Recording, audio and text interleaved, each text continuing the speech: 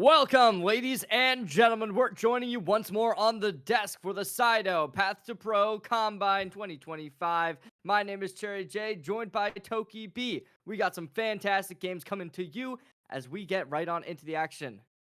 Yeah, I mean, today's gonna be another fantastic day. I've been watching Sido most days, even on the ones that I haven't been casting. And Let me just say, tonight's group of players is going to be a very solid one. Specifically, I'm going to be looking at K versus Hoarder in the top lane and Shochi versus Toasty in the mid lane. I think these are two really even matched players. I think K and Hoarder are two of the strongest individual players that we have in the top lane right now. In tier 2, tier 3, I mean, some of these players could start threatening tier 1 soon as well. So I'm definitely going to be looking forward to seeing exactly how they do play this out. But as you can see below, we are still continuing our World Draft format now. And this is going to be the first you have was KT versus TSW. And very interesting compositions coming here. It's like a bit of a top side heavy composition over on the red side for Team B right now. And I'm guessing the entire strategy that they're going to go with, obviously, don't know until the players themselves play it, but I expect that they're going to be playing a lot for Hoarder. And I think having Hoarder on this Rumble, he's typically a carry player, loves playing the strong side. He is someone that can definitely take advantage of the gold that the team's going to be able to lay on. But on the other side, for Team A, it's a bit more of a standard draft. They're going to have decent priority through the bot lane. They're going to have a very powerful jungler who, if you've seen Kryra play in the last few weeks or in the last year even, you'll know Kryra will definitely go absolutely ham on any one of these carry junglers, and Trundle especially will be very easy to put on pressure. So gonna be interested to see which team plays out these drafts better and who's gonna be able to use their early pressure to its fullest extent. It's as you noted, Toki, we saw that both these teams have 10 individuals that have been littered across this combine. Individual talent has been across the skyline. As we know, everyone here has that playmaking potential to be able to find impact on the Rift. As we will head in, you kind of got to imagine that this game one, Team A will have at least a slight advantage. The KT Rollster squad was able to take this game pretty convincingly. However, I mean, we just saw them this morning. They didn't stop there. They overall are just a team that honestly looks to be able to find a win at the world's level. After a win over the #1 Pacific seed, a team that had been looking good, CFO definitely up there. As we'll see whether or not Team A will be able to find the same level of cohesion with this composition that they're pulling out tonight. Yeah, I mean, but the thing is, we know that KT won this, and the question we're going to try and answer on today's stream is, was that a draft difference, or is KT just that much better than TSW? Maybe Team Secret actually won the draft. Maybe their strategy worked a lot better, but they just got hand stiffed, you know? And maybe having a couple more games, having a couple more reps, swapping out these two sides later on, as that's what we're going to be doing between games 1 and 2. It's going to make things very interesting to see how much of it was a draft, how much of it is just player cohesion, and how much of this is just overall player strength that can come out here. As I'm curious, Cherry J, so in your opinion, you were saying before that you thought Team B is going to be struggling a little bit in damage, right? But do you think there's any point in the game where they are going to be stronger than Team A? I think towards the mid game they definitely will be, as just kind of overall when you're mixing together some of these ultimates, like you had kind of mentioned, it really does begin to kind of form a bit of a chemical reaction within each other. And that kind of combo that you can set up towards those team fights, it really does become very volatile. Something that I do kind of look towards is that Rumble and the Galio. The Galio is a significantly decent answer to the Rumble in the top lane, so picking it out gives that pressure away. However, Team A just kind of picked up that Ornn to be able to match it as well. So certainly the next best choice, in my opinion, as both characters do have that magic resist that really does threaten the volatility out of the Rumble. In the top side, it kind of limits the ability to find those solo kills, and without that in play, it really becomes a kind of question of how are they going to inevitably be able to find a victory in the top lane. Obviously, every other area, it kind of becomes kind of like a poke v mid-range kind of situation for Team A, is they have that Nico, they have that Caitlyn, whose whole plan is to play from range. Meanwhile, the Ezreal and Bard, they're going to look to get up and close. Yeah, now one question I do have with these two teams and how they want to play this, and I'm curious to see what exactly these two squads choose to do, is whether they're going to attempt any kind of lane swaps or not. Because in general, Ornn is very strong on the weak side. can definitely safely CS, will still be getting the levels, and eventually Ornn will still be able to do Ornn things. Rumble, on the other hand, is quite weak if you put him in the weak side. He wants to dominate in lane. He wants to have that extra gold. He wants to be able to push his advantages. And Caitlyn Nico in a Rumble would definitely make that nigh impossible. The Caitlyn on her own, I'm actually curious, even in the 1v1, and considering that's the new world's meta, just send your AD carry alone in the top lane. I do think Caitlyn might be able to win out against Rumble, at least early on, before he gets those levels, before he gets those major items. And if you shut down the Rumble, that's what Team B's composition is about. So I'm wondering if that's exactly how Team A is going to play that, or if they're just going to say, you know what, we'll shake hands on that. We'll get our Caitlyn and Trundle further ahead than you'll be able to get your Rumble and just win through there. Yeah, that certainly is going to be a possibility. We are going to look towards that Trundle as somebody who's going to be able to find a good side lane pressures throughout this game. Meanwhile, the rest of the team playing for those team fights, it certainly is an option that kind of is going to be in the back of our minds throughout the series, is something that they could run into. However, I kind of ask myself, right, like, how is our GOAT, some might say, Shoki, going to play into this? As we've seen them in this mid lane being a big pressure, dealing damage. Now on the Orianna, going towards the control mage, a character who really can thrive. I want to see what they can make happen. What do you think? I want to do an over-under here. 15 kills, game 1. What do you think? Oh, under.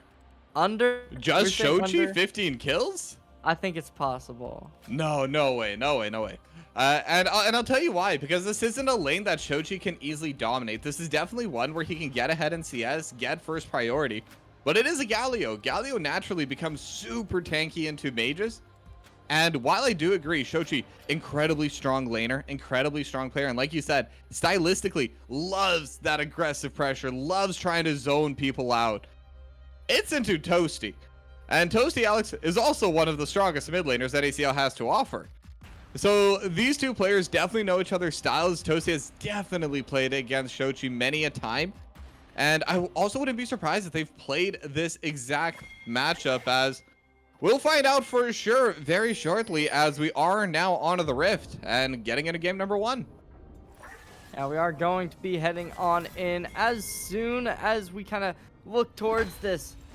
I don't know. I like this a lot. We're not going to be seeing any immediate lane swaps, nothing crazy like that, as it is going to be the Ornn moving up towards the top side, looking to play on that weaker side, as facing off against this Rumble. Both teams just kind of gandering over towards the bot lane. However, see if, oh, they're already putting in the works. Toasty Alex dropping down the HP, but Sushi as well down to a sliver, and that forces the back.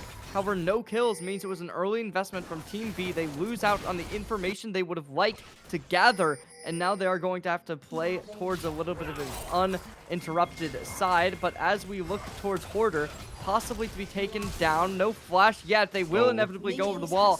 Barely. Look at that HP. Down to 1 shot remains, but the flash down in exchange for Sushi's on the bot lane. Certainly not the best for Hoarder, but honestly, I think that's a little bit better than Sushi losing the flash. Yeah, definitely. But at the same time, for Team A, I think they have kind of 2 players they can play through. They can play through Sushi, or they can play through Kryra. And if they do decide to play through Kryra, who naturally brings the pressure to himself as well, it will definitely give them that possibility still. But over for the side of Team B, when Hoarder no longer has flash, that is your kind of win condition. You're not going to be able to carry through the Ezreal Bard lane, especially not into a Caitlyn Nico, and it is a Galio in the mid lane. You've said it before, you expect to see Shochi kind of pressure that in, and at the same time, whenever you have a Galio, you're not meant to play aggressively. You're not meant to win the lane. That's not what you're picked for, but huge trading in the bot lane regardless. And look at Cryogen looking to find the kill, but it will be Photos to back off in the end. Still though, both teams, the pressure there, as it is going to be this blue side of Team A to push this wave in, looking to maximize pressure. As they are under the tower, the Nico transforming back on in. They still just get so much poke damage applied over towards Photos, who needs to be careful. Yeah, but we're seeing you already in behind. Could be in a very solid spot. Associate Alex gets taken down low. there could very well be a gank coming in soon, and in fact, it's going to be coming in right now. There's no flash on Sushi, and I don't know if he has the 90 caliber net even. I think you have to target Protoss if you're going to find any works for your Wisdom, but Protoss flashing away, Sushi B down. There's going to be the TP or transformation as they get back to their true self, as no kill is going to be inevitable, but Protoss barely able to survive so well from them. Order on the top side, no flash in hand, but it is going to be Kelly trying to contest, not going to be able to find the kill inevitably as the HP will regain. Hoarder looking to re-engage.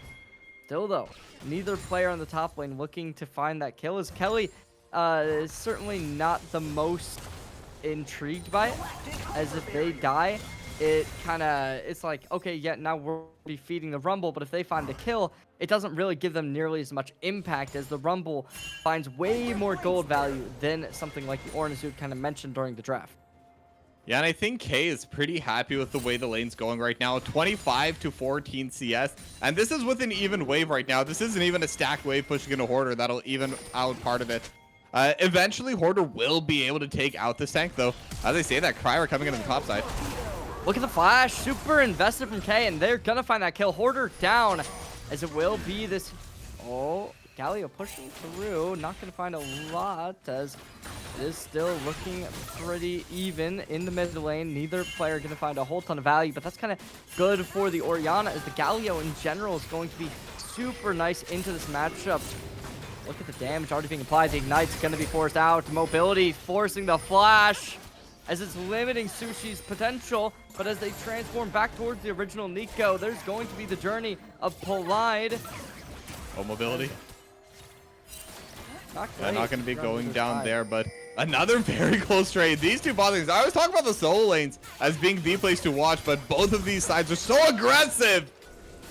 Oh, you can't let that happen, and that's Protoss to fall as well. The double kill is there as Sushi's picking up both. Domination in the bot lane, as both players going to be working hand in hand in unison. They collect this double kill, and that gives them such an advantage over Team B in the bot lane. That's where they were supposed to get ahead, and they did. Yeah, and that lane was actually going really well for Team B. But for Team A especially, they did not want that to be a close lane, you know? They wanted to be able to dominate. They wanted to be able to push out Mobility and Protoss. Maybe let Mobility get a couple of last hits. That's all they really needed to care about. But instead, because you get that double kill, that's a pickaxe longsword now, just to the longsword tier and moat, which, as we know, is barely an item. And that's going to increase the DPS that they're going to have. That's going to increase the pressure. And the lane swap is going to come out now as the Shockwave is going to go a little bit wide in the mid lane. And now they're going to bring that pressure back up to Hoarder in the top side. Again, the win condition is primarily going to be this Rumble, the way this team comp is set up for Team B. So if they're able to shut down Hoarder, if they're able to continue stacking up plates in the top side, and since we're at the 6-minute mark, definitely no longer a worry for them. Team A is going to be in a very solid spot coming out of this early game. Certainly looking good as Team A, especially this bot laner in Sushi, with already the pickaxe in hand. Gonna be a lot of AD being added to the equation, but the Equalizer coming out looking to swave around this wave, giving little chance for the wave to go awry. But as the turret plate does get taken, it gives Team A even more leeway when it comes to playing aggressive, as the gold has already been collected. Yeah, now we're even seeing some aggressive play. This is what I expected to see out of Cryer earlier on. As now Protoss is going to be face checking into Cryer, is full HP, and there's not too much follow-up available, as you could be in a bad spot as well, but with the flag and drag, just going to be able to get back over the wall safely. But they're just getting completely zoned away from this wave. So even though they're not able to find a kill, even though they're not able to find any meaningful camp steal, they did steal a couple of those Krugs. There's not going to be able to approach the wave at all on the side of Team B. They basically had to give up that entire stacked wave that Sushi and Cryogen were able to push in, as they're also continuing to just stack up on these plates. I mean, again, we talked about how close bot lane was for a little bit there, and now it's 55 to 40 in CS, 2-1-0 to 1-1-0, and more plates going into Sushi's pocket. I wouldn't be surprised if they're even going to want to try and get a cheesy reset soon, but Protoss. Magical Journey gets forced out in the top side. However, they're going to leave him alone. Right now, Toki, we just kind of look towards the bot lane where the waves get meted out towards the top laners, maneuvering both players down. It kind of makes you wonder, how is this going to affect the Drakes? Yeah, I think right now, both sides are just going to be focused on those grubs. And I think primarily Team A wants to get the grubs on their side, and Team B wants Team A to not get the grubs. Because if you have Trundle and a Caitlyn that are just able to free hit onto turrets, those things are going to disappear fast, as it does look like both sides are getting set up for this fight. Oh, but the flag and drag coming out immediately. We're going to be seeing the re-engage. The ulti coming in. The hero's entrance going to be there. There's going to be pop flowers. They go in. The barrage coming through from the Ezreal, but it's going to be the magical journey trying to get them out. But Protoss still falls despite it. There's the kill, and now they take these grubs. No. Oh, no smite going to be needed, but they do inevitably invest it anyways, taking the second, going to be conceding the third, but maybe Team A doesn't want to let him have it. Still, though, we look towards this flash being exhausted from Toasty Alex, not to find much, as that will be the Void Grub secured for Team A, but not going to be all of them in the end, as they knew taking a outlasted fight might concede a couple kills, and that's certainly nothing they want to let happen. Yeah, but I think they're pretty happy with how things went on the side of Team A. They still get two of them. They're still going to have much faster push. And on top of that, they win out on the fight. That's going to be some gold going into Cryer. That's going to be some gold going into Shochi. They're going to be feeling a lot stronger after that. And at the same time, Hoarder roams all the way up, just walking. This is no TP used by Hoarder in that play. It wasn't up for the start of it. And basically got nothing out of it. They got the one grub. That's really it. I don't think that's worth the roam from your Rumble. But it does show that during those team fights, they did catch Sushi. They had Sushi exactly where they wanted him. They had him in the Cataclysm. They had the hero's entrance over top. But without the equalizer, they just didn't have the damage to actually finish him off. They didn't have the damage to even fully zone him away from the fight. And that's where things get difficult, because when your team comp is built around Hoarder, when your team comp is built around the Rumble being able to deal damage in those fights, and the Rumble's not there, all of a sudden, it gets really difficult for you to actually win out on those team fights.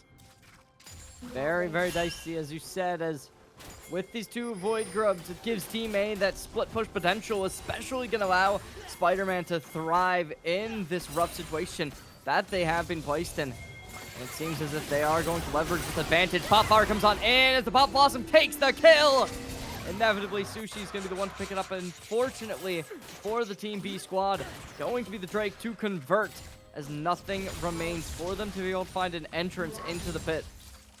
Yeah, and with that, that's going to be the third kill of the game for Sushi. Excellent Pop Blossom coming in from Cryogen, and things are just starting to get worse and worse for Team B.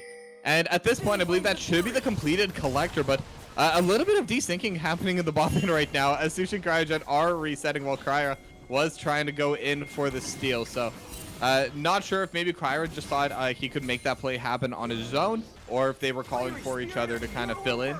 But either way, Cryo's just going to be able to walk away, no flash burn, just going to be okay, as the collector now completed for Sushi. And this is a major power spike for the Caitlyn, gonna be giving more gold upon kill. So if they're able to continue bringing those in, it can definitely be a big move, as I call the Forge Guard on the top side. Oh, the Call Forge followed up by two players up there, as both the bot and support come into the action. However, the kill does not seem to be inevitable. Porter going to be forced out of a flash to take a look towards the top right of our screens. But the Equalizer will come up, looking to limit the success of these minions to cover up the damage on the top lane. Oh, Toasty Alex forcing in the engagement. Magical Journey coming out. Stun going to be there. Electrocute as well activated. Forcing out the flash, as it will be the engagement. Still you taking two tower shots. Taunt comes into action, as we are going to be seeing the ulti from Sushi. Fire in the hole, and that's going to be the ult coming out, as everyone dropping. A Brodo falls down off of a miss, going a little bit too wide. It's another kill to be coming their way, as it looks like Team A is taking this game by storm. Yeah, they're just kind of really snowballing right now, and the way the map was set up at the start of the play, that was actually not bad for Team B, because they just had mobility, hitting onto the turret in the bot lane, freely getting all of those minions. But unfortunately, the pressure on the top side is going to be higher. But now, Kyra could be in a bad spot. Shield of Duran not going to land, but Justice Punch still there. Spider-Man's in a sticky situation. HP is dropping, heals come through. Double stun gets connected as there's the shutdown coming on out as Mobility picks up the kill. Finally giving Team B some signs of life, but Top Blossom still going to be able to connect onto the two. They keep on going, and Crowd tends to be the target. Never mind, Flag and Drag over towards Sushi. They want to go in. They want to find the kill. Mobility's going to take a bit of damage, but they just take that kill either way. They're feeding it over to Mobility. They want to find another. There's the barrage coming out as they're able to connect the kill to the next as they want to try and find this Caitlyn, but it seems as if nobody's going to be able to follow up off that barrage. Yeah, and I mean, that's a really good play for Team B. They're able to find a couple pickoffs. And again, Cryer just being a little bit separated from the rest of the team. Maybe thought that they could finish off that tier 1 a little bit sooner. But unfortunately, tier 1 still going to be standing strong. Shochu going to be in the top lane. Maybe we'll be able to get it, as actually it's just 1 HP. So when I say standing strong, it's technically still standing. I think that's how I'm going to reword that after seeing its full HP bar there. So with that, that should also be the feats going over towards Team A. So they're going to have the upgraded boots. Right now, only 2 of their players are actually going to be benefiting from that. But soon enough, the rest of them will be able to buy their tier 2s. And even so, it was still a decent bit of gold going to Team B. 2 of those kills going on Mobility, including the massive shutdown from Sushi. And we're seeing the poke that Mobility is able to bring out now. Going to be a much bigger threat as you in the backline. Flag and Drag comes in, but the Brute's going to be there. You ulting in, immediately flashes out. Sun comes out, going to be Mobility, secures the first onto their opposing jungler. All Spider-Man down, but it's still going to be you to be slain. But, oh, there's going to be the call of the Iron Forge to K. It's nothing more than a hindrance. It will be Sushi looking to fall, and Protoss getting it out, but not for long, as the turret shot will fall through the magical journey, taking the kill. Honestly, I don't even think that final trade between Sushi and Protoss is worth it. This does reset Protoss's gold bounty, and this also resets Sushi's gold bounty. The wave's already pushed in. Sushi got a couple kills, still going to be able to buy a lot of items before getting back out on the field. So ultimately, this is just putting more gold into the AD carry with very little to no negative effect from it. So again, 6-3-1 onto Sushi. Shochi having a pretty quiet game so far, but again, with that gank with K in the bot lane where they were able to take down Hoarder, just bit by bit gaining even more advantages across the map. And we're back up to that 3.3k gold lead. They have the gold onto the key members of Protoss. Going to be caught out a little bit, but with Magical Journey, we'll be able to get away. But with Sushi, actually no, that's Cryogen, isn't it? Nico always fakes me out, even in these competitive games. But yeah, with Sushi being as rich as he is right now, Shochi and K are doing quite well. This should be their objective to take. So looking forward to seeing them try and force out a fight here. Forcing a fight, certainly something that Team A is looking for, as they know they can be a little bit overzealous in terms of being able to contest, as they have that gold lead to be able to make work quickly. Currently, Spider-Man going to be changing up the terrain, forcing out a flash, as it will be the Hoarder to take a little bit of impacted damage. Scuttle Crab is going to be the next on the chopping block. However, after that, it seems as if they are going to rotate right on over. Team B sets themselves up quickly for this Herald. However, will they be able to find success? It seems like the answer is going to be no, as Protoss already shaken up with the Chemtech Drake down. It is a little bit of extra momentum for Team A. But now they convert over towards the Herald, and it seems as if they are going to be able to get this as well. Not only that, they're also going up for another turret. In the mid lane it falls, and now it is going to be the Drake that they might end up opting for. Never mind, it just seems as if we look towards Spider-Man to just completely overwhelm their opponent's jungler and take everything that they could possibly want. Yeah, Cryer just using all of this extra priority they have in the mid lane and in the bot lane coming in from Shochi to just steal everything away from you.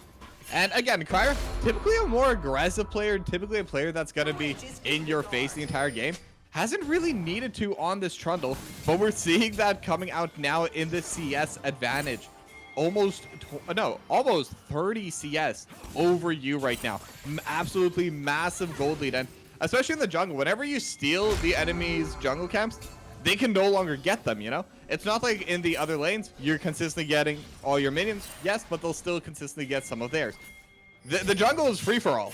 So when Cryer comes in, steals everything, there's just nothing left for this poor Jarvan. And he does have his first completed item. He has this Sundered Sky, but definitely starting to fall behind, along with the rest of the team even. Certainly the only player able to really keep up is going to be Mobility, who we've seen having a lot of impact on the game so far. However, not enough to really consider this a match-up even game, as you look towards Team B needing a miracle. And it's something that, with a very hardened iron chest that has been appearing around Team A, they can't falter. They haven't been whatsoever. It certainly begs the question of how Team B is going to be able to get themselves back up into this game, as the barrage is necessary to be able to connect onto like 4 or 5, as if you can do that, it certainly will be able to peel away the HP of your opponents, find a way back on into this game. But as soon as Team A is able to get a nice team fight down, get the Pop Blossom to connect onto 3, get the Call of the Iron Forge to be able to knock 2 or 3 up as well, it certainly becomes a situation where you got to ask yourself, how are we going to make our way back on in? And I think Team B, they're really, I don't even know. Toki B, how do they come back here? I mean, I think they still have the gold in the right places right now. Most of the deaths are on Protoss right now, but Mobility, very rich, has 2 completed items, so has a very solid timing right now. But teamfight going on potentially in the middle. It's actually the TP on the other side. Toasty Alex gonna be able to find the first. Sushi down. Hero's entrance coming called in, as it will be Kelly. K, who wants to be the next target, but there is going to be Pop Blossom. Connects 3. Gonna be flashing on out. It is K knocking up the Galio once more. Call of the Iron Forge connecting 2. There's gonna be the taunt coming to 3, as it is looking good. Toasty Alex continuing it up. Mobility flashes in. Going to be looking good, as it is going so many players away on the side of Team B. But there's the flagging track. Not able to connect. It's going to be the Rumble. Trundle looking to get on out. But now, oh, everyone low HP, but nobody to successfully get the kill. Oh, but that'll do it. It's going to be the barrage, confusing with the E. It's absolutely dominant from the spot laner in Mobility. Stun comes out. K, HP drops. Not going to be able to connect the kill. It's looking like Shochi trying to make something happen in this jungle towards the river, but nobody will be called out as the backs do succeed. Yeah, that's exactly how they needed to get back into the game. I was going to say, they have gold in the right places. They have gold on Mobility. And their next step is to try to catch out either Shochi or Sushi. If you clear one of them before the fight starts, especially if you can take out Sushi, who also massive item timing right now, has a completed collector, has the Infinity Edge. If you can take out Sushi, the rest of the fight becomes a lot easier. And we even saw that there. They just did not have the damage to win out on the fight once Sushi was gone. And that was after Cryogen found the perfect Pop Blossom, just completely gone. So yeah, and that's, I think, if they can keep doing that, they can regain their lead. But even after everything's said and done, the gold lead's still around 3K. They got the shutdown on a Cryogen, and again, that's more gold onto Mobility, as we do have a little bit of a freeze going on here. So we will let you know once we get going. Okay, there we go. I think we have movement, we have liftoff. Might have just been a short pause that, as we all know, Spectator really likes having those full pauses on us when that happens. But ultimately, Team B, they're showing signs of life. They know their win condition, and that's, at this point, just player on Mobility. Hoarder definitely fell behind in the early game. Probably not going to be too much of a threat until later on. But still level 13, still going to have a strong equalizer. So let your Ezreal poke, let your Ezreal find those angles, and he'll be able to carry you. We are going to be seeing priority from Team B up towards the top side, over towards the Otacon, as they maneuver themselves up towards it, looking to poise themselves for a free one. It is going to be Toasty Alex looking to maintain mid, as there's a couple players matching him over there. But now, it's only going to be a 4v5 up towards top lane, as we will see 2 Orns on the battlefield, a bit of a mixed match. Toasty Alex might be the isolated pick as the taunt comes in. Lots of players opting towards him. Call of the Iron Forge gonna connect, as it is gonna be the TPs up towards the mid lane. Stun comes out, going to be the barrage connecting onto 2. Sushi flash away, gonna be the ult coming in from the Jarvan to isolate them as Sushi falls. Double knockup coming in from the Orn. Hey, trying to back out. Half HP is all they're left with. Spider-Man still gonna be dropping to hello HP, but they TP out as, oh, the damage coming in. You playing this off angle, looking to make something work, but still the Oddcon's on the line here. If you're Team B, you don't want to give this up. Yeah, I mean, Team B, they're just going to let the Otacon sit. They know that they've used most of their strong cooldowns. And if they did try to fight, Shochi's still full HP, still has Shockwave, and Sushi's going to be back on the map soon. So instead, they're just going to take this free dragon in the bot lane. They're going to take another pick onto Sushi. And at this point, Sushi might just be walking a little bit too far forward. Because between mobility, between Protoss, and especially you, with that flag drag cataclysm combo, they can cover so much distance so fast that if Sushi doesn't have backup nearby, can just get shut down and basically entirely burst out like we saw there. And most of the gold is still on Sushi at this point, though now falling decently behind the overall pace of the game. We are seeing that Shochi is now going to be up there as well, but if they can continue finding these picks, Team B can definitely make their way back into this game. Does seem as if Team A giving information over towards Team B, relinquishing it as well as they destroy some of these wards up towards the top side where the Otacon is located. Possibly looking to steal that out. K going to be aggressing. Toasty Alex backing off. Neither player going to be too engaged into that fight, as towards the top lane, that is where we look towards this next fight happening. Either way, Team B looking to steal this out, but there is going to be that information. If you're on Team A, they're over there. We know that. And Toasty Alex, they aren't here either, because I believe that minion would have spotted that, and it would have given them the information that we can play that 5v4 and try to make something work. Rift Herald gets spawned in, looking to try and split up their opponents on the Team B roster. However, nobody does control it. Instead, they let it glide on into the mid lane, and now they all opt in for top side. Porter takes a bit of damage, forced out the flash. Flag comes through, barrage is as well. Now, still going to be Team B taking control over the Otacon, but can they find success? It seems as if the answer is going to be yes as they start burning it down now. However, with Team A, with no information that this is happening until we see Spider-Man appearing right on out. Now a 6k HP, Magical Journey out. It's a 4v5 as the Pop Blossom isolates one, going to be the hero's journey. Entering in, Protoss going to have that support. It's such Sushi to get taken down. Equalizer out. There's the Call of the Iron Forge as well, equaling this battlefield, as it looks like they might be able to take down mobility. But K just walks forward. It's still going to be Toasty Alex taking the brunt of this damage. Spider-Man going to be going in for this smite onto their opposing support, but the Otacon gets taken. Team B makes their way back on into this game with a dominant fight towards the Otacon pit. Yeah, and again, Sushi getting caught out a little bit, because I think the rest of the play was actually very much in favor of Team A, but hold that thought, as they might be engaging again. Oh, hold the phone! It's gonna be Spider-Man to take the damage, but it's Hoarder barely able to get out. We will be seeing the Hextech Rocket Belt activated towards the support line. Mobility trying to get on in. Taking down Spider-Man is an impossible task, but they drop it in with the barrage. Now we'll be able to get one kill. We'll be able to reset here. Shochi going to be TPing out. No things here to interrupt it, as Hoarder going to be TPing in. So a little bit of swap there. And Baron's up now. So they just took out the smite. They know they just burned the TP off of Shochi, and they're in a really good spot to take this. And all that started with a very nice move on a Protoss coming out from Team A, and all the cooldowns were used to keep Protoss alive. But unfortunately, that also means Sushi just walked up a little bit too far forward and got picked off. But now they're setting up for the Baron. Hoarder coming in from behind, as the Baron's gonna be taken down. We are going to be seeing it coming in from the Bard, unable to connect. It's going to be Hoarder trying to take the front of the stamps while the rest of the team pushes forward. There's going to be the flag and drag activating onto the first. Sushi down. Magical Journey collects two. Going to be the support to be falling, as it is going to be a little bit overzealous. But K going to be able to find their way out of the taunt, as they are going to be able to relinquish back over towards the rest of the team. Shochi going to be attacked by you and Mobility, but it's going to be Alex who pushes in to try and find the securing kill without the taunt connecting. It's going to be very rough. K goes in, going to be able to find their way onto Alex, secures the kill. It's going to be the Rocket Belt as well, connecting the root. Now it's going to be only you to be taken offline by Shochi for another team fight, taking down Team B after a dominant performance. Yeah, they needed that fight. I mean, at that point, before this last team fight, Team B was actually up in gold.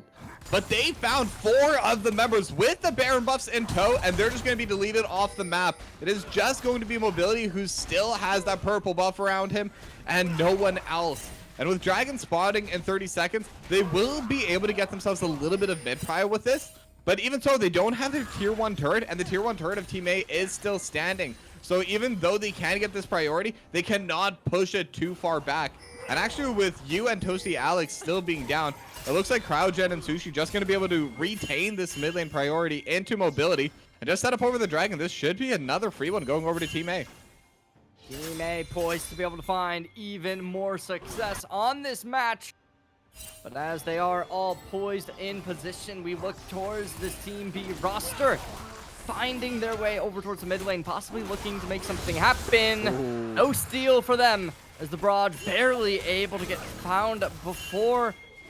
And Drake is going to be offline already, but already we get the ults coming into play. You hits their way onto CryoGen. HP drops. Gonna be the Rumble taking in the Equalizer. However, these empowered minions not gonna be enough as you falls. Two players coming in from the right side of the river, trying to get their way onto Protoss, but it's gonna be the Magical Journey. Spider-Man chases, stun comes out, going to be the hole comes through. It's gonna be double kill coming in as it's the Shoji to find another. Spider-Man gets the HP dropped by the turret shots coming into action. Mobility forced to reconsider their aggression, instead backs up towards their own base, as it's Team A with a 50k gold already, and it keeps on getting higher.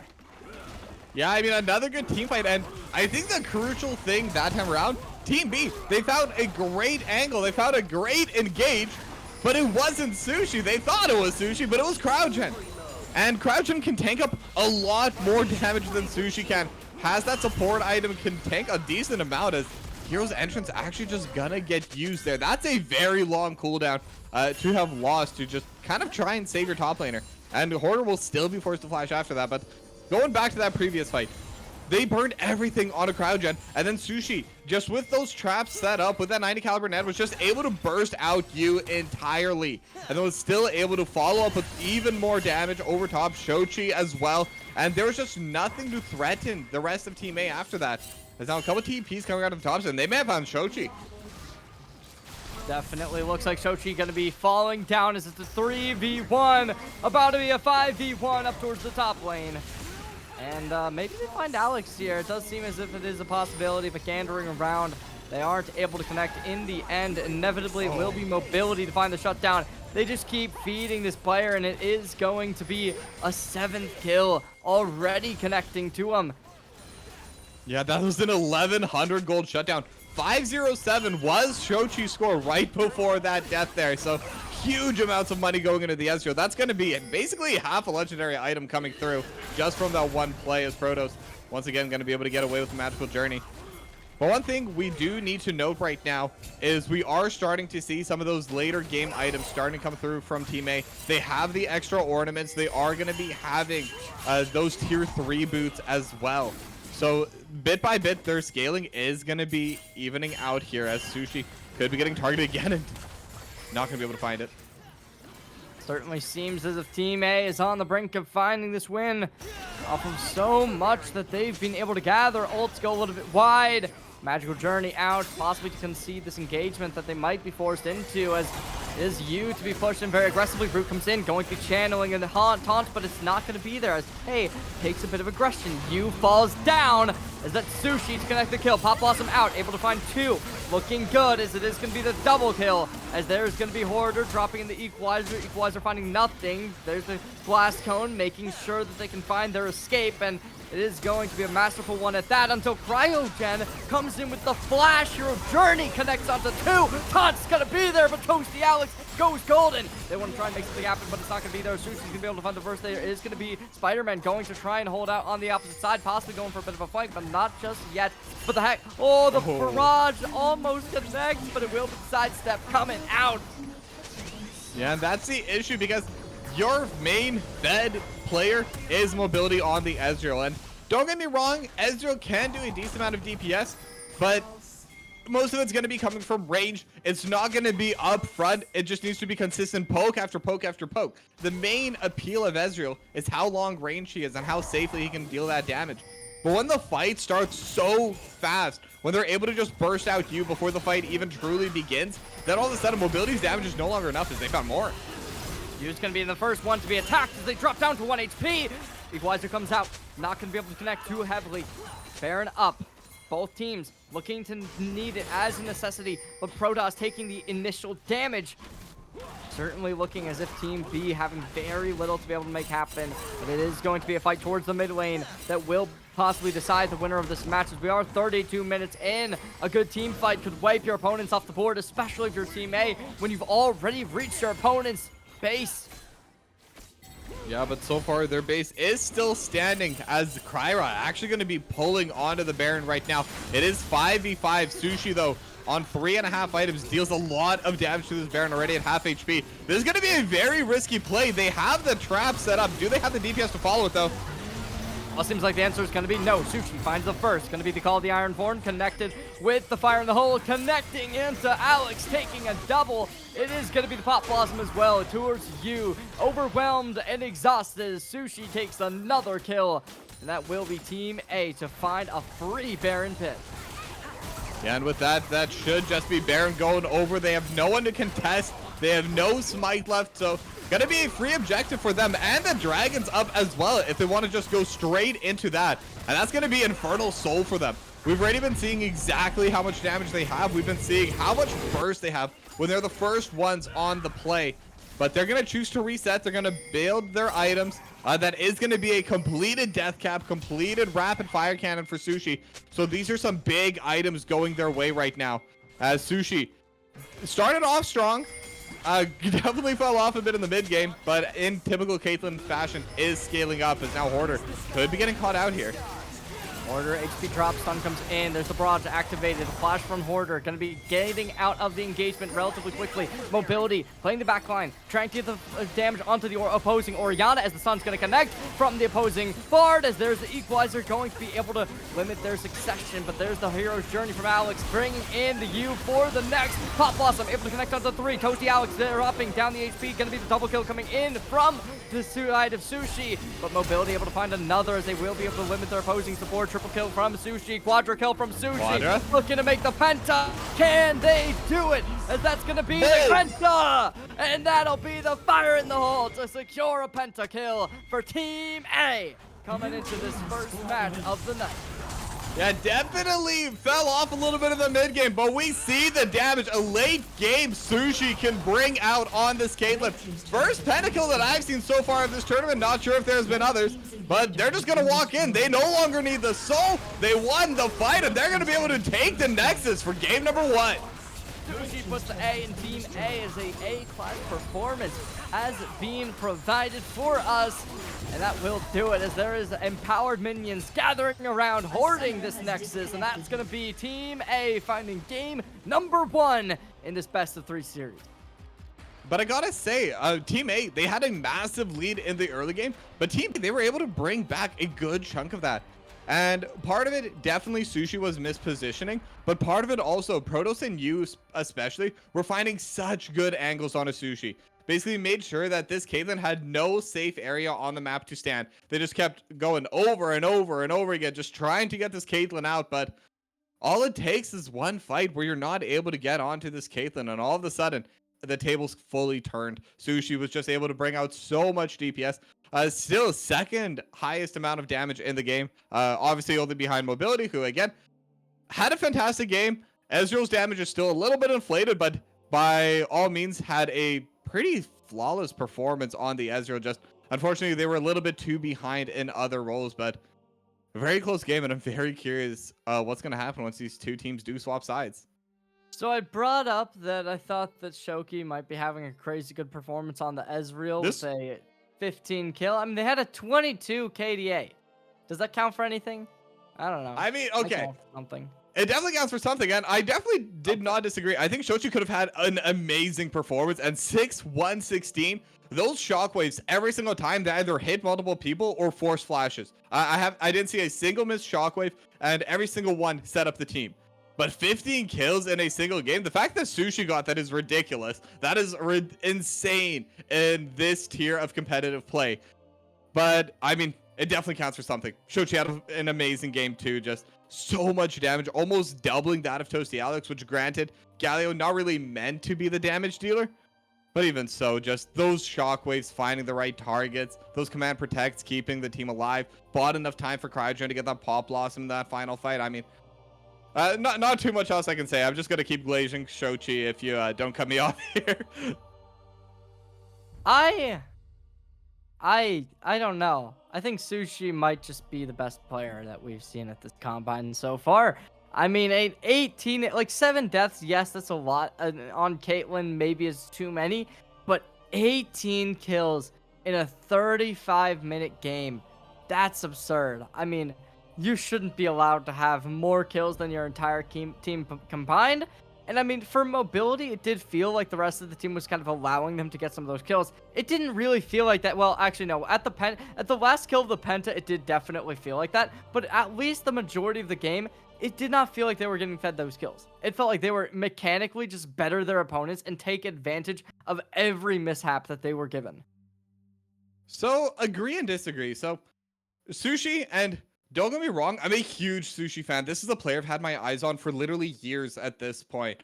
Even back when I was still running GHG, we tried out Sushi like 2 years ago. So this is a player that I definitely know and respect. But right now, when he's on an on day, definitely one of the best players in the combine. But right now, he's still lacking a little bit of that consistency. And I think that's what really hurt them in the mid game. Because what did enable Team B to almost get back into the game was them finding those angles onto Sushi, just trying to push his limits a little bit too far, trying to push his positioning a little bit far, and on the return play, when they weren't able to get Sushi, then he can absolutely flawlessly deal damage. He hits every skill shot, almost perfect trap placement in those fights, but definitely needed a lot of help from Shochi, from K, from Kyra, and Crygen. Really, it's a team effort. AD carry is one of those roles where no matter how good you are, if your team's not there to back you up, if your team's not there to keep you safe, you are not going to be able to deal damage. But this time around, especially in those final fights, they had Sushi's back. They made sure he was in a safe spot, and everything was said and done, and Sushi just kind of wiped the floor with Team B. It really is rough, but you gotta wonder, right? Like, is this a mainstay for this player, the Caitlyn? You'd imagine not. Caitlyn's not really an OTP a lot of individuals go towards. So when they move over to that Ezreal next game, that's when I'm really going to be looking to see the action. But we'll have to see what happens then. This is the now. Ladies and gentlemen, we're going to go to a short little break. Don't go anywhere. We will be back with more Sido Combine in just a little bit.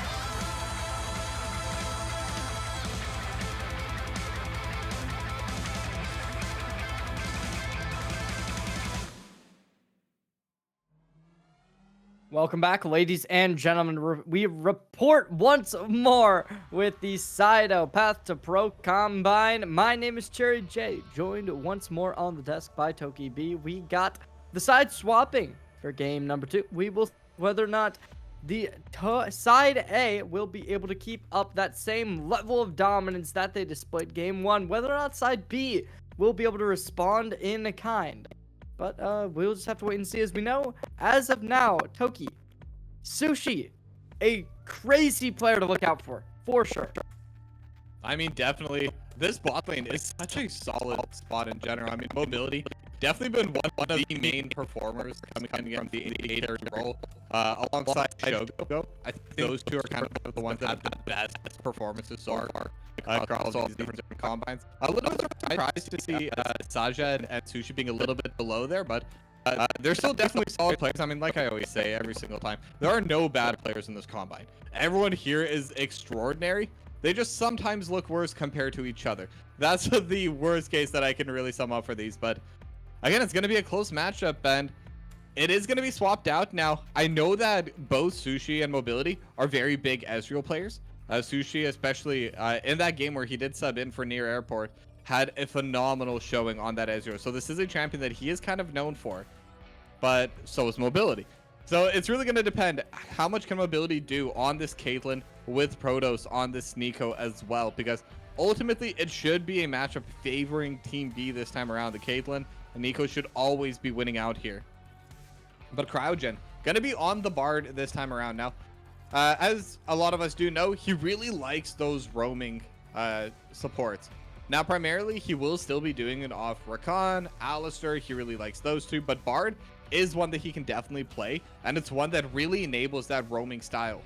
Now, the only issue is, again, because Shochi going to be on that Galio in the mid lane, not going to be a strong target. So if he wants to roam, he needs to either pair up with Kryra to gank mid together, or potentially start looking towards that top side and try to shut down Hoarder, who is going to be on the orange, so also not the easiest gank.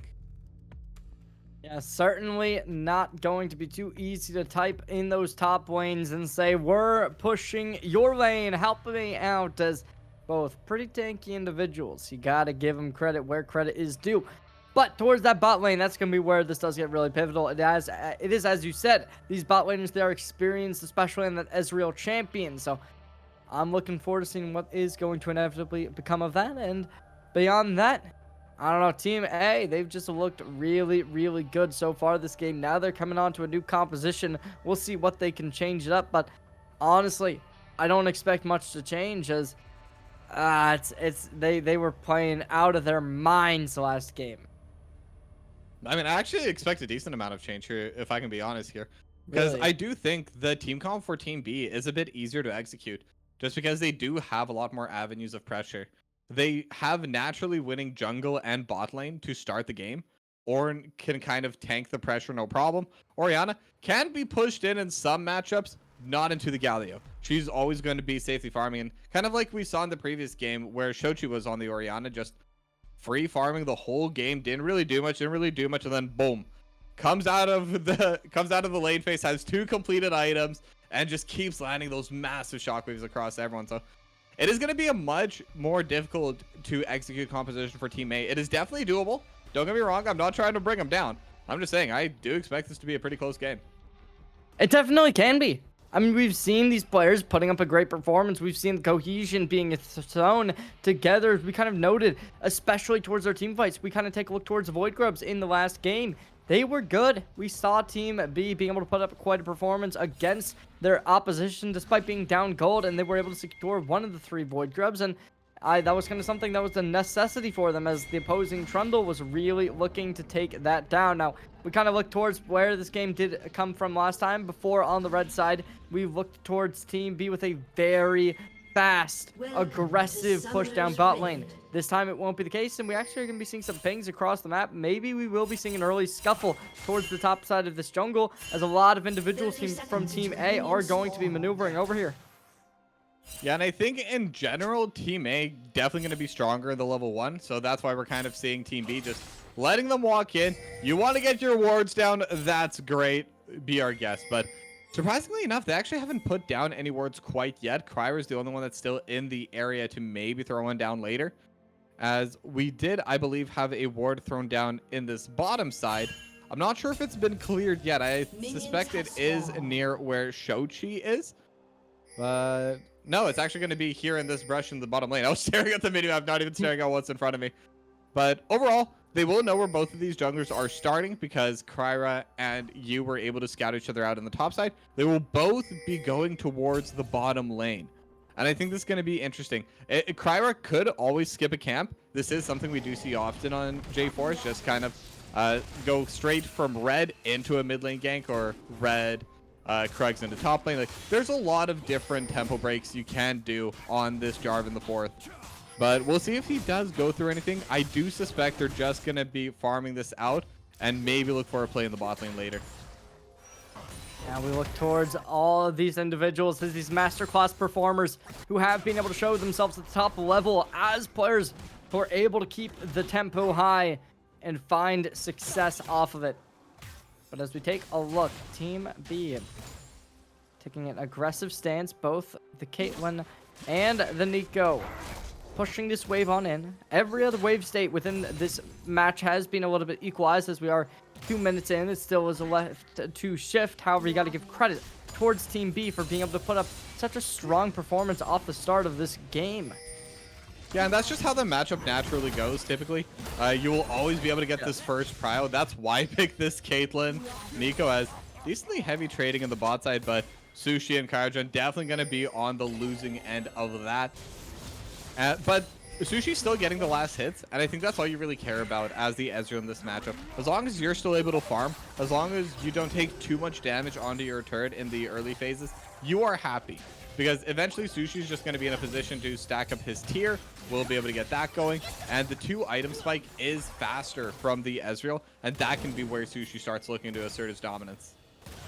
Yeah, both this mid and bot laner have been players consistently showing dominance. We've seen before they've been able to play on the same roster for Dorado Gaming back during the NACL, and now they come over to the side of Combine to be able to keep that same level of performance up as we look towards Spider-Man going for a bit of a flank, as it's not going to matter actually. The first blood is seen.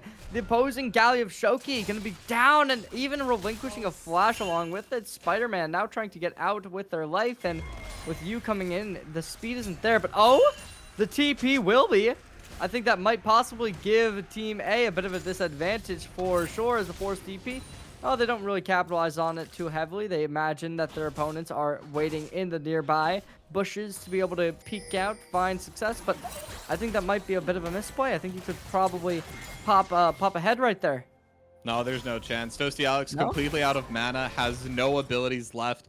And if they do go for that play, basically what would happen is you just misses out on that bottom crab and just gives Kryra even more priority and tempo to move throughout the game. And we're seeing now, because of this move, they could look for a gang on a Hoarder. It does seem as if Hoarder will be taken aback as the flash comes in. K as well will be relinquishing one of their own. However, they get out in their wake. It will be Team A to be able to respond accordingly. But unfortunately, Hoarder is down, leaving them with a little bit less gold than one would have initially liked. However, it is the Ornn, a character who does not thrive on heavy gold advantages. Instead, as long as they don't feed their opponent too heavily, they will be happy when it comes to that out of lane phase. Yeah, but missing that massive wave is really going to hurt Hoarder. And they did get K's flash, so there is an opportunity for you to maybe look for a play in the top side.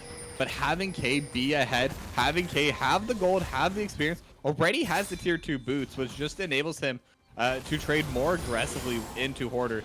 Can just kind of go through this flame spitter and not need to worry about those brittle stacks actually getting proc, just kind of walking away before the trade goes south. And we're starting to see a lot of these lanes really starting to fall a little bit behind for Team A. The mid lane starting to look a little worse. Bot lane especially really starting to get hurt as the third plate about to go down in favor of mobility.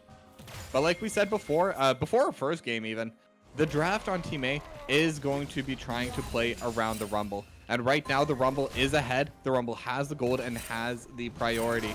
So once level 6 is there, once the grubs are up, that's where I do expect Team A to really start contesting onto the map. You already burning down this Drake, looking to crack this wide open. And we will see whether or not they will inevitably able to find it. Level 6 not achieved for anyone in this bot side, something that is kind of pivotal. However, Cryogen already taking early damage on the Bard, looking to come on through, trying to steal. However, getting a little bit antsy, forcing out the magical journey, going to be inevitably able to find their way on out. Galio, however, in the mid lane, Alex will take down. Never mind.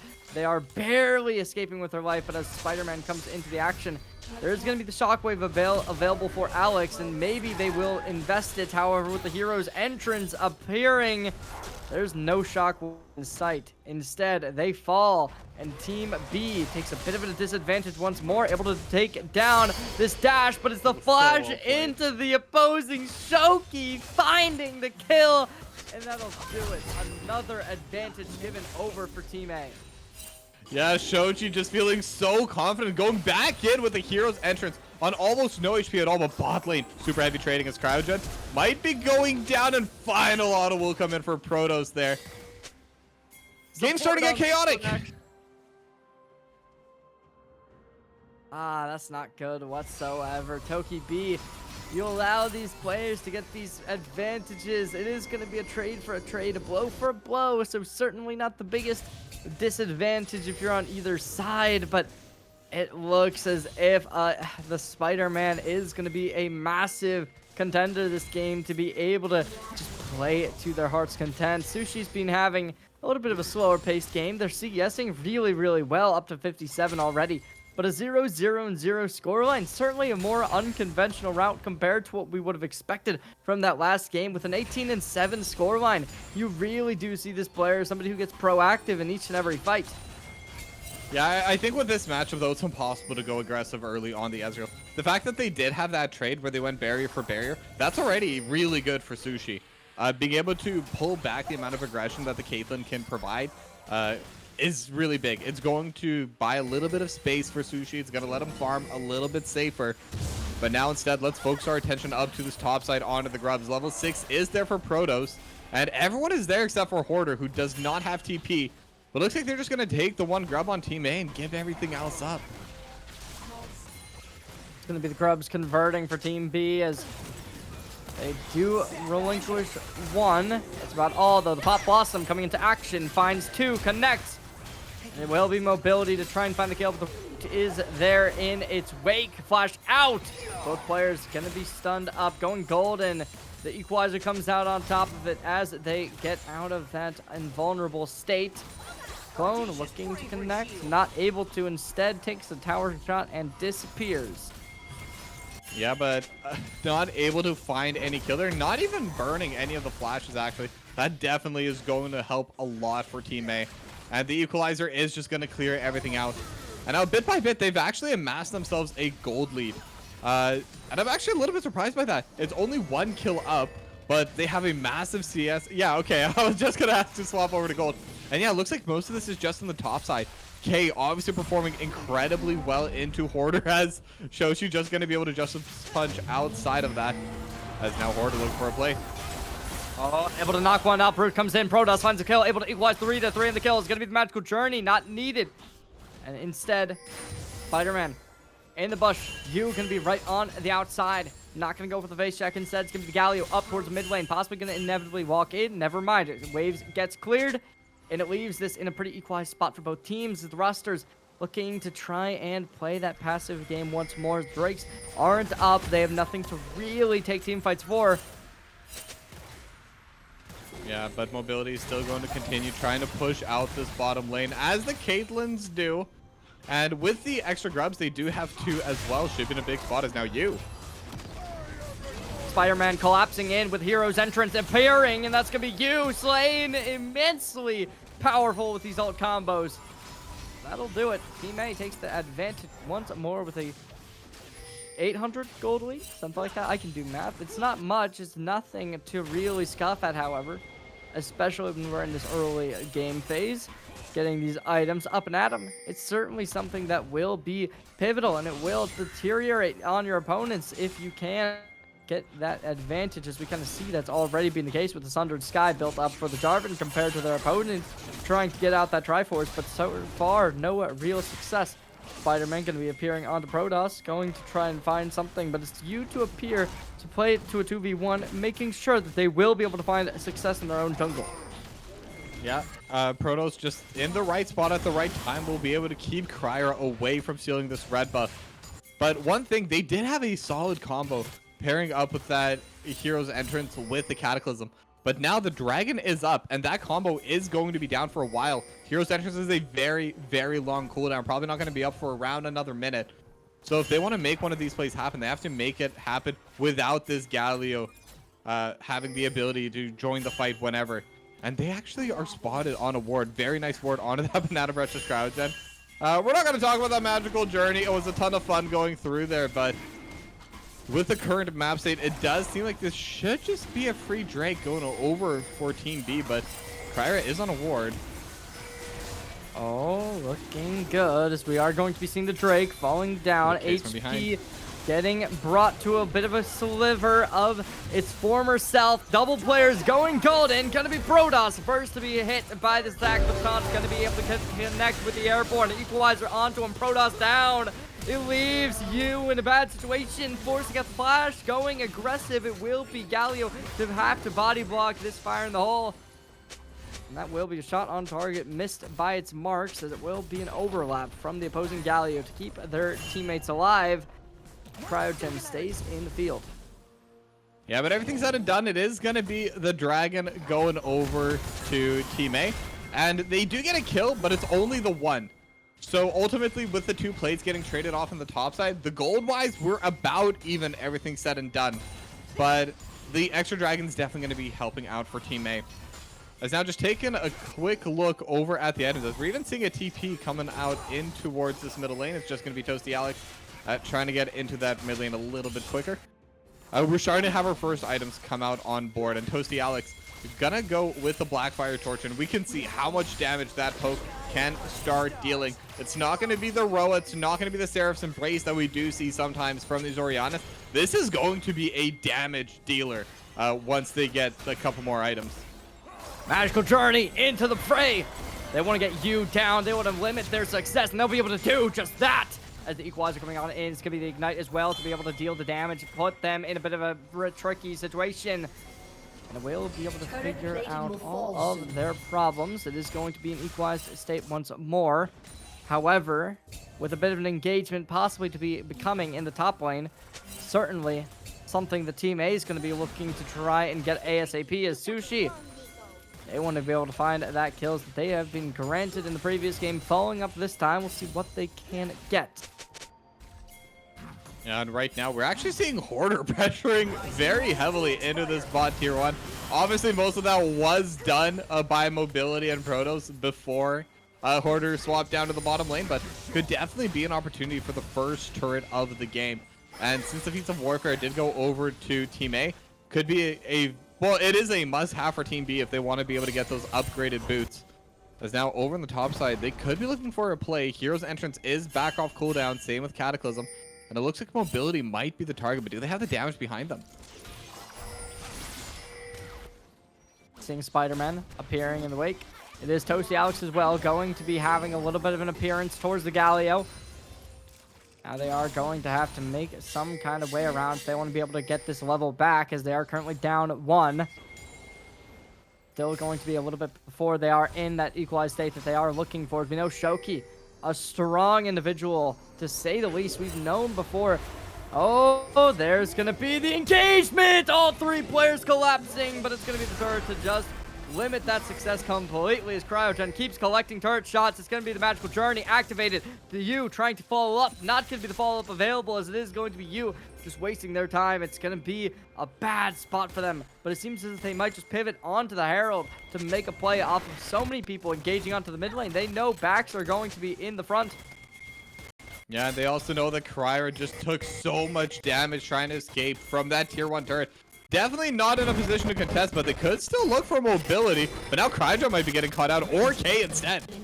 It's going to be looking good as K going aggressive. Equalizer out. Magical Journey out. Call of the Iron Forge. Going to be able to knock up a couple, but it's going to be Cryogen to find a little bit of damage. Still, though, it's Sushi down as they look for more. Spider-Man's going to be able to find the kill onto the opposing Orianna. Now, the Magical Journey out. Sushi over the wall. Looking to find out onto Hoarder, but it's still you at low HP. Mobility is going to be the one they look towards as Hoarder down. Everyone running for the hill. Sushi over the wall. Flashing forward. Mobility gets taken down. Protoss as well. Looking to be taken, but the Cosmic Shift not going to be enough. It's still just barely alive. But Cryogen looking to cancel the back and find the kill.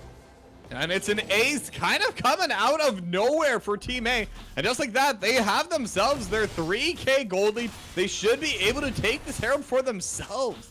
And I'm a little bit surprised that that's what happened. I think the play setup was perfect for Team B. They found K, even with the Hero's Entrance coming out of Shochi. They should have had enough damage to at least completely take them out of this fight. But unfortunately, I think Toasty, Alex, and Mobility just never really able to find a good foothold to kite backwards from. They were always kind of way too close to Shochi and Kryra, and they were never able to build enough distance between them so they could actually start dealing their damage. Massive victory for Team A, and now they're the ones that are going to be in the driving seat at least until Team B are able to find themselves a play. It's looking good if you're Team A with a 2 to 3K gold lead about to be appearing. Certainly something going to be difficult to be able to come back. Almost a whole item for Spider-Man, who's looking like a real playmaker, as well as over towards the bot lane. Bit of an equalized state still, however, you gotta imagine that that won't play for long, as the ult gonna be able to connect onto 3. Equalize coming in, Papa going in as well. It's going to be the Blossom to be able to connect onto Spider-Man, not for long. Flashing out, Spider-Man's gonna be able to get out of the fray. You flashing over the wall, gonna be Toasty Alex, who's looking to be the next to be confirmed, as there is gonna be the stun coming from Cryogen, as they get instantly obliterated. It will be Toasty Alex to fall down. And now it is just going to be Team A keeping up the progression towards the top lane. We will be seeing a couple players from Team B looking to get something for this loss. That little bit of a consolation prize that the top lane turret will be taken down. However, the Hextech Barrage is going to be able to kind of bring their HP down at least a little bit. But as this Herald crashing against the turret, certainly making it seem as if it's a small consolation in the top side for a massive prize down in bot. Yeah, they were able to get so much on Team A. They got themselves another pick off. They got themselves the dragon. They're going to get the tier 1 and tier 2 in the mid lane and the tier 1 in the bot lane. I mean, right now, the map is their oyster. They're just getting all of this stand to go for themselves. And I said they got the dragon, but they actually have not yet. And maybe they could contest this again on Team B, but it is going to be difficult to walk in. Their jungler is on the top side, just pairing up with Toasty Alex. It is just going to be Protos here in the area. So eventually they will be able to secure this. And now all of a sudden their gold lead has ballooned to almost 5K. And they're just continuing to mount this pressure and keep building on their lead. Looking good. This Team A bringing the hurt. The barrage comes out once more, looking to invest. Sushi clearing out this wave. Lots of players inevitably coming up towards the top side of the map, towards that Baron pit.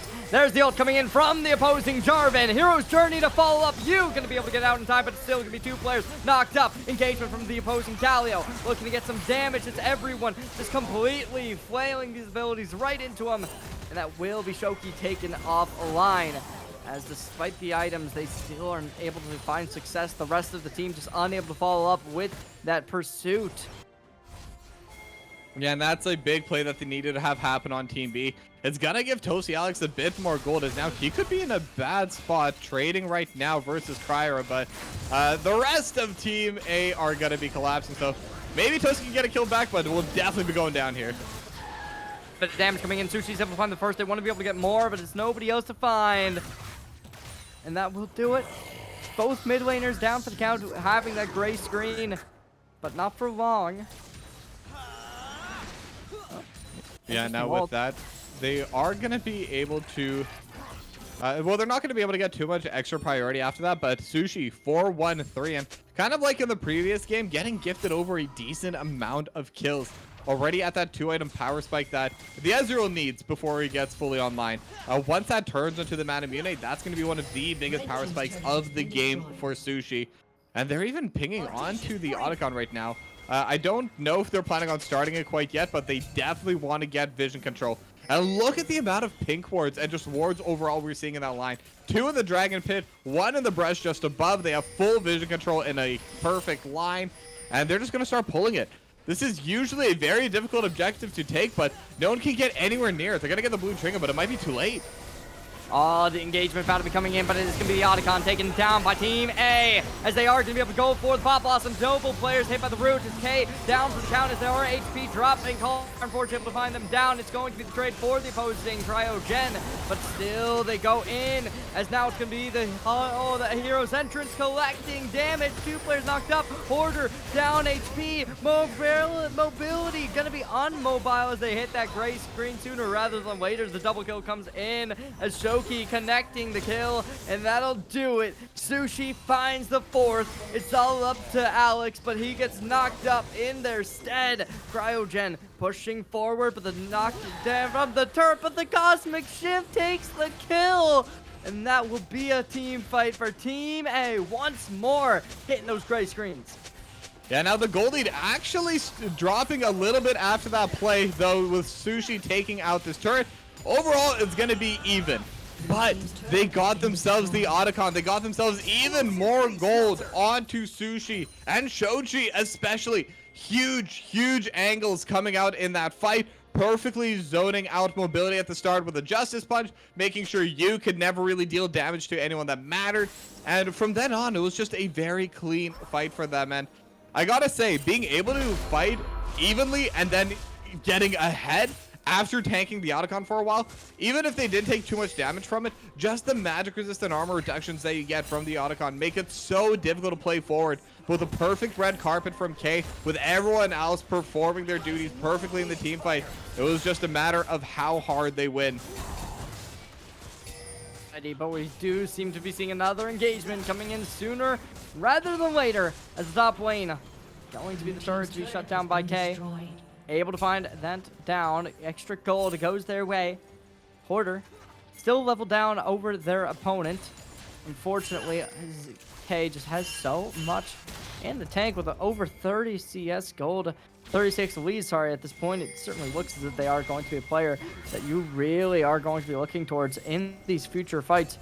But as we are going to be seeing, it is you to be called out early with HP dropping faster than flies. Sushi gets the kill, forced into that dominant, invulnerable space.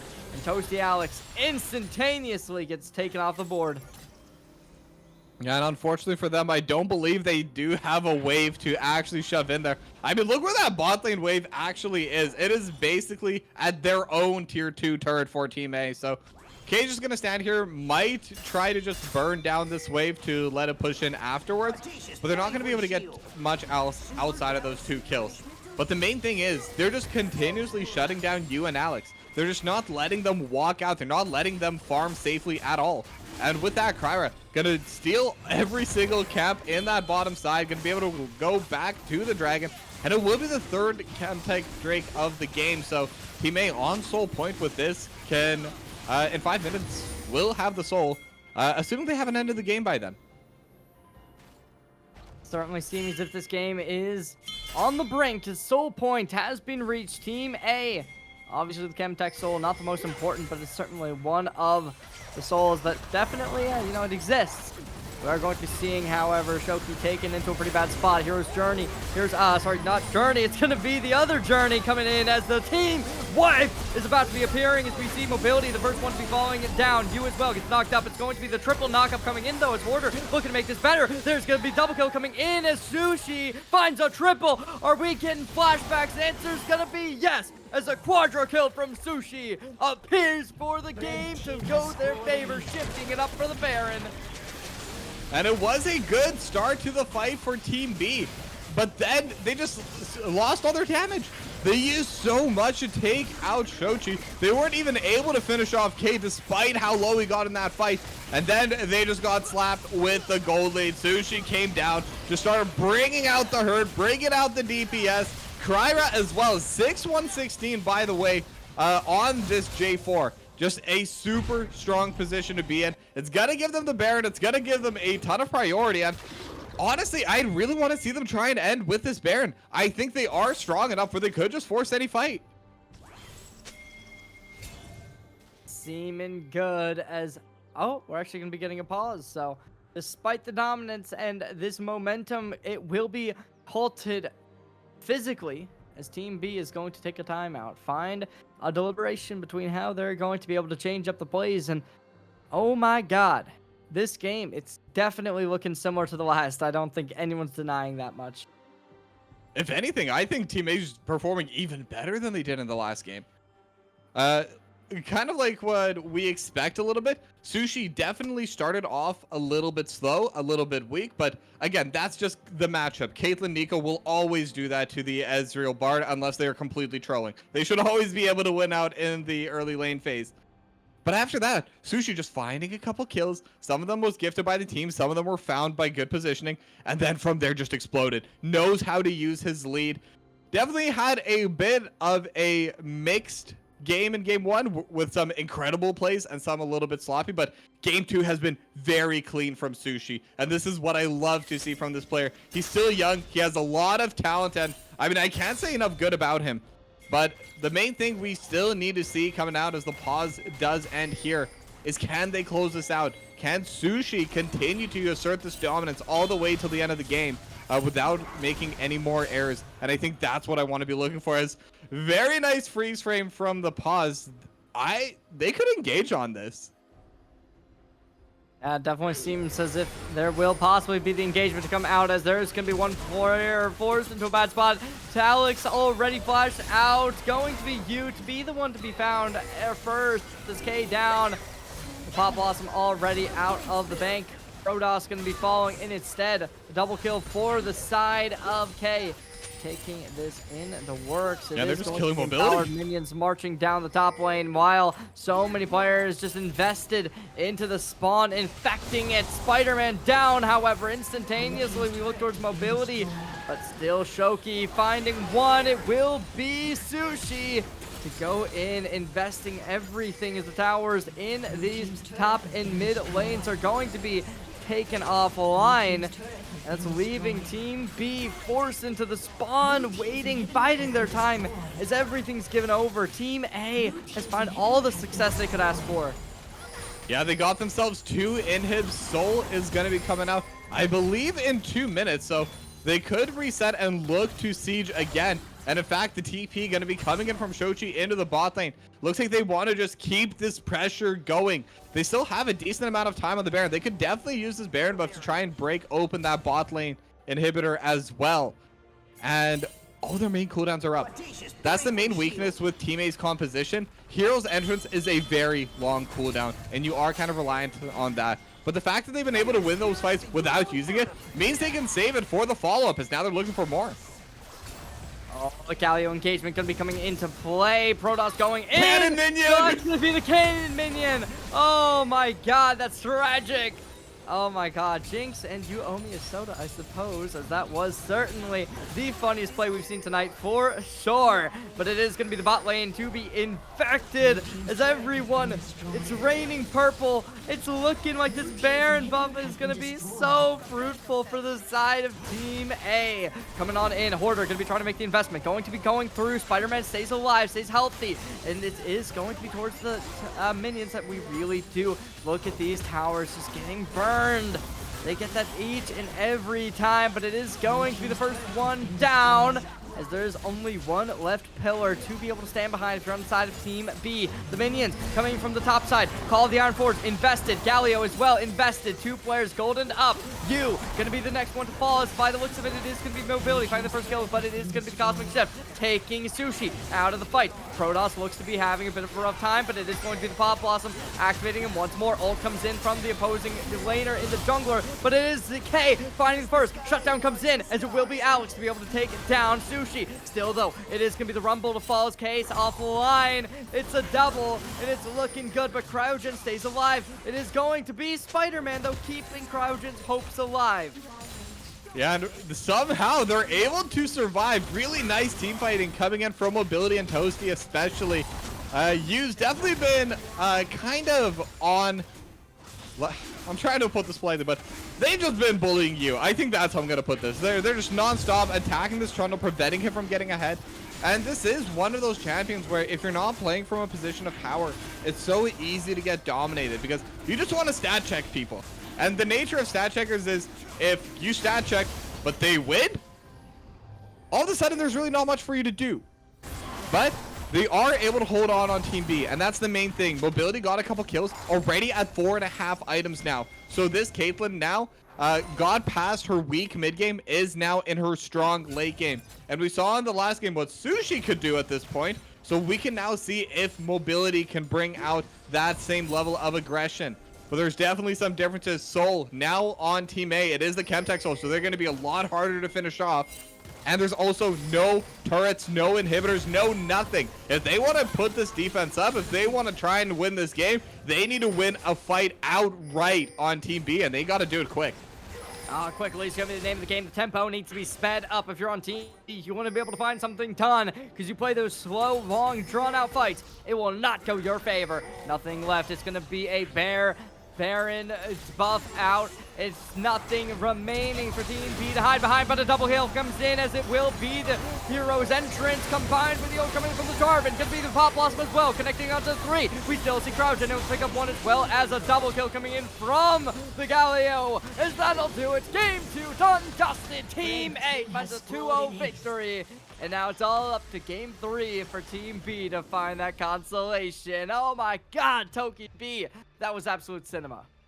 Yeah, I mean, really well played by Team A. And so this means that our initial question that we asked ourselves before the game started, did KT win because of the draft, or did they win because of hands? I think now we can see KT beat Vegas because of hands, and right now, that seems exactly what Team A has been doing over to Team B. And I mean, look at these numbers. And I gotta say, again, mobility, very strong early game, got a ton done as that Caitlyn. Did even a little bit more than I expected, because as a Caitlyn, if you get 2 plates before your first back, that's considered really good. And mobility got 3. So that's actually a really solid position. But Sushi didn't die in the lane phase, was keeping up on farm with mobility. And I mean, we see the score right now, 15-2-9. I think that basically sums up the rest of the story. But it's not just them that I want to focus on right now, because Shochi was getting pushed in by Toasty Alex a lot in the early game. I don't think anyone's going to deny Toasty definitely won out on that lane phase. Even Solo killed Shochi a couple times. But just the overall team plays in that mid game, that's what got them back in. They were able to just use that hero entrance Cataclysm combo a couple times, mostly towards you, unfortunately.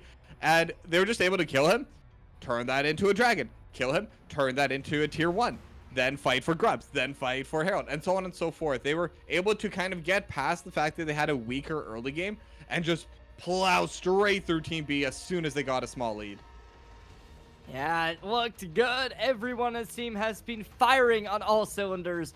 They're an absolute powerhouse, and they're showing why they are here tonight, as everyone, dominant players all around, looking like they are going to be the champions of the Cyto Combine in their own rights. Obviously, once they separate, once they go their own ways, that doesn't really matter. After tonight, they probably won't have these 5 players playing again. I mean, what are the chances of that? I mean, I'm in a statistics class right now, but I'm like low-key dumb. I couldn't tell you the statistics on what the chances are. Maybe like 1 in 500, 1 in 1,000. I don't know. But, you know, it certainly is low. Toki B, you look smart. You're bald. You got that big brain. What do you think the chances are that they're gonna put these guys together again? Frankly, probably 0. Well, nothing against them, but I mean, I don't think that they're going to be on the same team. I mean, I think every single one of these players across both sides are going to be able to find themselves a very solid team. Most of them going to be going into the NACL. Maybe some of them will even be going into the LCS next year. So these are going to be some really solid players, but the odds that they keep this exact lineup, I'd be very shocked. Like, I will say that, but yeah. But you have hair, so I think you can close us out before we go to the break.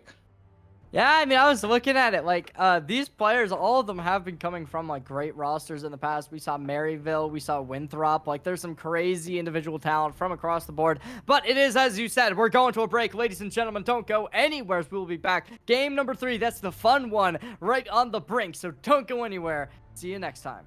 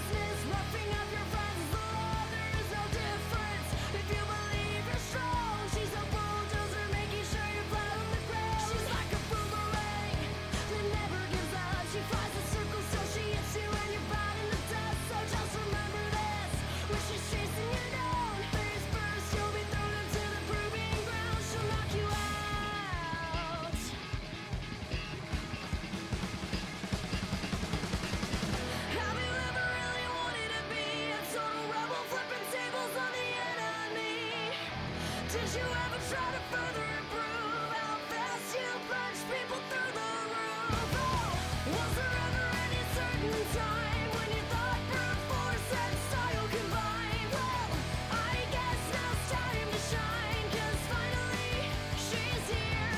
Here comes Vi. As a matter of fact, the best bet one has is to quickly react to the first attack and say before the bullets. She'll never pull back, just listen.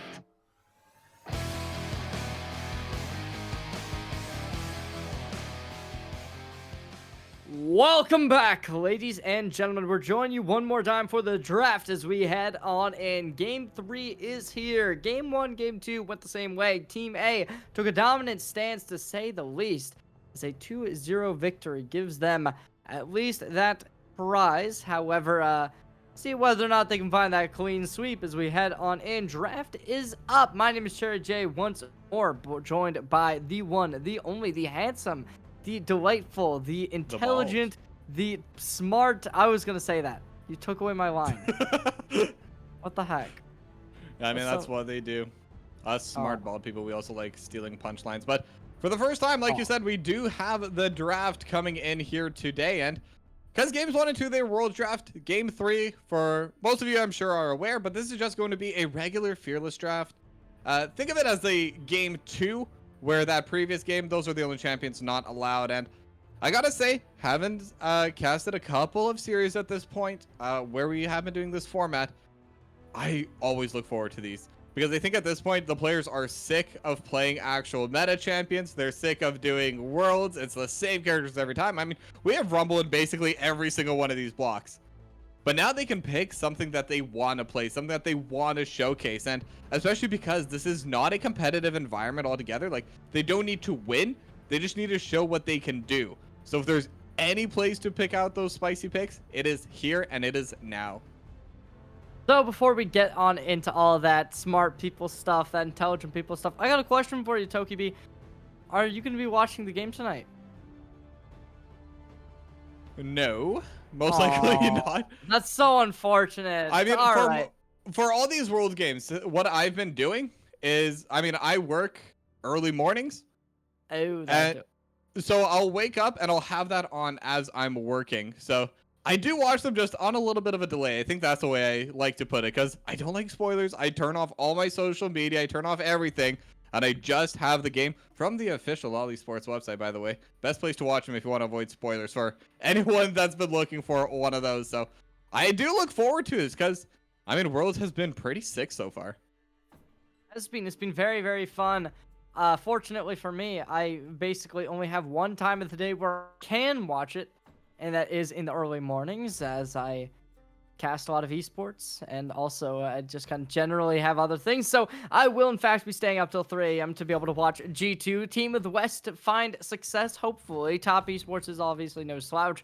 We saw their draft actually last week when they were playing against, I believe it was KT Rolster. This time it will be the Rolster squad versus, I believe it was CFO. Unfortunately, that did not go CFO's favor. And now we will see Team B. They start off the draft. Aurora gets put into play, swapped in the stead for a Pantheon. So we'll see whether or not that is going to be... Oh, never mind. Swap it out. I was going to say, the Pantheon, very flexible character, so you do kind of imagine they're going to leave that for later. However, yeah, they pick up the Jace per chance, and maybe that will be the matchup with the top lane. I mean, so I would be very surprised if this is Hoarder's Aurora. I'm banking on it being Toasty's. I mean, Aurora right now, in my opinion, is the strongest mid laner, especially in the competitive environment. Deals so much damage, is so safe in lane, strong in team fights. You name it, she's got it. But over on the other side, it does look like they're going to be revealing right away both of their solo laners. This is very interesting for these drafts. So it is going to be the Jace in the top lane, and it's going to be the Jace in the mid lane. So lots of scaling coming from Shochi, and no Shochi can carry really on a lot of chances, to be honest, but especially on something like this Victor. But Jace versus potentially York in the top lane, that's going to be a very interesting matchup. Yorick. That certainly is an interesting one. We saw the side lanes being prioritized with the Trundle both times the last games, but This time we see it won't be anything different, as there will be that Yorick locked in. Going to be very powerful when it comes to being able to lock down those side lanes. Going to be the grubs that will be prioritized for Team B. We saw them have a slight success in previous games, as neither time did both teams be able to find that 3 Void Grub lead. It was 1-2 each and every time. But it will be the Pantheon locked in, so we saw Team A hovering. It will be Team B to pick it up. That will likely be in the jungle. Maybe we'll see some craziness. So far in Worlds, we have seen that support Pantheon come out. I doubt that will be the same here, but it certainly isn't off the cards. Yeah, I still think I would definitely prefer it on you, but there is a world where Protoss does play that, but we'll just have to see as, okay, Team A's draft starting to get even more spicy. Okay, they're just challenging us. Is this a jungle Cho'Gath? We have seen it a couple times. It is a little bit slow in terms of clear speed, but does come out with a... Okay, I wonder if this is AP Cho'Gath jungle. And that's kind of the only thing that I can imagine here. And we'll know based off their support. I think if they have a more tank-oriented support or someone like Braum that's good at disengage, then they're just going to be going for a poke team comp on Team A. Because AP Cho'Gath does have a decently fast clear. Still ends up getting pretty tanky just through all of those feast stacks. Just overall having a lot of health. Because even if you do build him AP, it's kind of like an off AP bruiser. Think more like Silas rather than something obviously like Victor. So definitely going to be an interesting one if that is the case. I mean, there's a lot of things they could do there. Because in general... I don't know, the more I think about it, I actually seeing Jay Beto over in the chat, and I think he might be right where this could be a bot lane Victor, because Jace struggles into the Yorick. Because you cannot really get your shock waves or shock blasts going out over top, because those little zombies are just going to eat it all up. So you lose a lot of your poke. The heavy trading is good normally coming out from the Jace, but because of the Maiden, Yorick's going to be able to heal it up decently. Has a lot of poke from the Yorick as well. So I don't want to talk too much about this because the draft is definitely non-standard, a little bit weird. So instead I'm going to talk about the bans coming through, as both sides are looking to target away these bot lanes. We're going to see the Kai'Sa and Alistar banned away by Team A, and the Corki and Poppy banned away by Team B. I don't understand the bans for the most part, but it does make sense. You're looking to try and limit the success of the bot lanes being drafted well. You're trying to kind of crunch that pool, make it an awkward pick for both teams, as you know those are the 2 lanes that will likely not have been picked. It's going to be the Sivir that gets picked up by the looks of it, as you're going to have a lot of combinations that you could possibly lock in. And something that I kind of ask you, will there be the potential for the Yuumi to be coming into combo here? With Cryogen, probably not. I suspect we're gonna see something like Leo, Nautilus, or Rakan.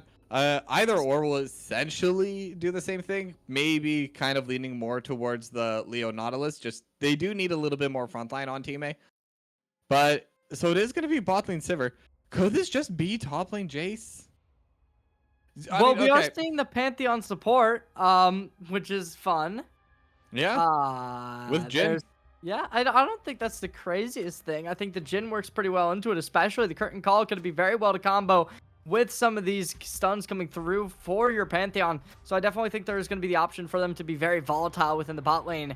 However, we know what Team A does. They work their magic down in the bot side of the map, and you need to be, I don't want to say it, but I think they might need to be a little bit too careful when playing this, because I think this composition gives them a lot of movement speed, and a lot of movement speed gives you the opportunity to be very aggressive, but Team A is going to capitalize upon it, you'd imagine, with how good they've been so far this game. Yeah, and I forgot about the Rel, but also another one of those tanky roaming champions. That's what Cryogen's always going to pick if it's available to him. He loves that kind of style of play.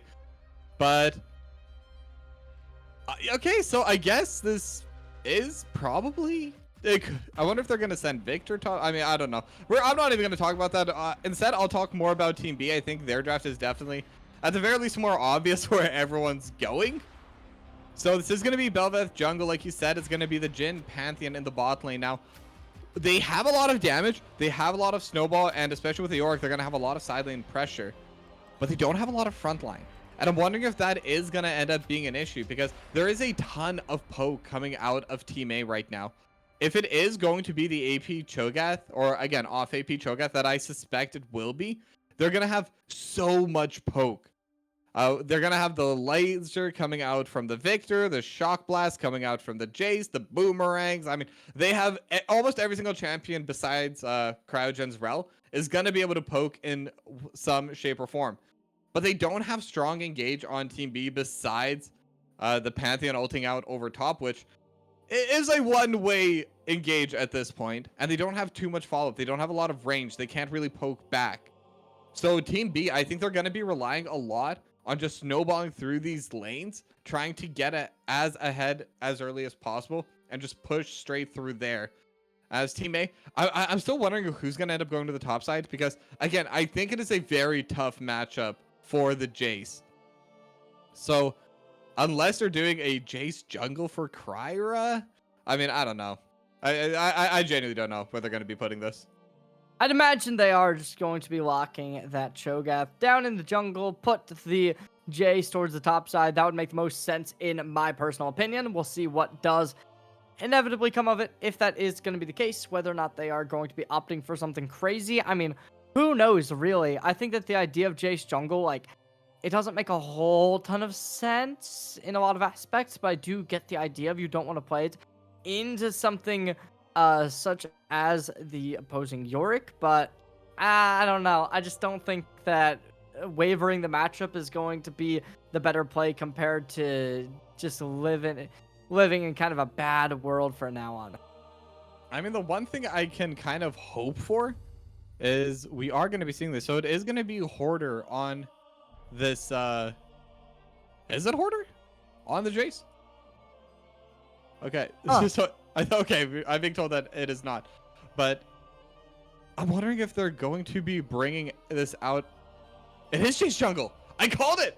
Who would have seen that, right? Oh my god. I think this makes a lot of sense. This makes way more sense. I mean, it's definitely going to be a unique jungler, but I think with the lanes they have, that was the only possibility. Unless maybe they would send the Victor to the top lane, but you're just asking to be ganked if that's the case. So Yu's going to be on this Jace. I'm not sure how it does. Not a lot of CC coming out, but a lot of burst damage. So in a weird way, it's going to be played just kind of to help finish off an opponent. It will require the lanes to set up their own ganks, though. Or it's going to be relying on Protos, as it does seem like the teams are actually the other way around. Going to be trying to push in on the Rel. So if the Rel pairs up with the Jace, then they can have pretty successful ganks. Just the two of them on their own can actually do some pretty nice damage. But I gotta say, Cherry, if you didn't believe me before when I said they're sick of playing meta, there's your proof. These players, they're sick of it. They like to have fun in these third games, and honestly, this is why this is my favorite part of the day. I love watching them play true competitive, but this gives us a different insight to the players. This shows us what they would love to play, and it shows us, and I think this is crucial, these players love the game. They're not doing this because they want to try and get a job, and as anyone familiar with the scene knows, good luck with that one right now, but they just love to play. And these are the players you want to have as part of your organizations. These are the players who want to be playing with. These are the players who want to be playing against. The passion that these players have for the game is probably higher, frankly, than a lot of ours on the broadcast, but it just shows this immunity is still alive, kicking, and I'm excited to see where all of these players are going to go through, because a lot of them are still these young prospects that could definitely grow to be much more. Yeah, it definitely seems as if that is the case. I mean, who would willingly select Bel'Veth if they're just trying to play at the pro level? I don't think anyone would, but that's like that's just the top of the iceberg in terms of the craziness these teams have brought to us. I mean, the Jace jungle's insane. That's just all there is to it. I want to see what they got in store, as certainly a player that has done dominance before. We saw it on the Jarvan. We saw it on the Trundle. This time, they take a very wacky way towards this jungle. And I just kind of want to wait and see. I hope that our observer spectates them a lot, because I just want to see what this clear even looks like from the Jace. I've never seen anything like this before. Yeah, I mean, definitely not. I don't think I've even seen it in my regular solo queue games, and this is Yeah. coming from someone that's been like permanently stuck Emerald for the last 10 years. And but I will say, shout out to Riot for adding Emerald before it was hard stuck Plat, so I really do appreciate that. But it's just kind of showing because people pick anything and everything in that elo, but they don't Yeah. pick Jace jungle. That's one thing that I've still yet to see. I haven't even had a game today. A Zillion top lane with a Teemo in the jungle. And this is all the same team. And we had some enchanter support. I don't know. It was weird. But yeah, everything said and done though. This is a very interesting team comp that I'm excited to watch. And okay, so what I will say, Kryra probably going to want to try and be aggressive. Now, as this may be shocking to most of you involved, I don't know how the jungle matchup goes between Bel'Veth and Jace.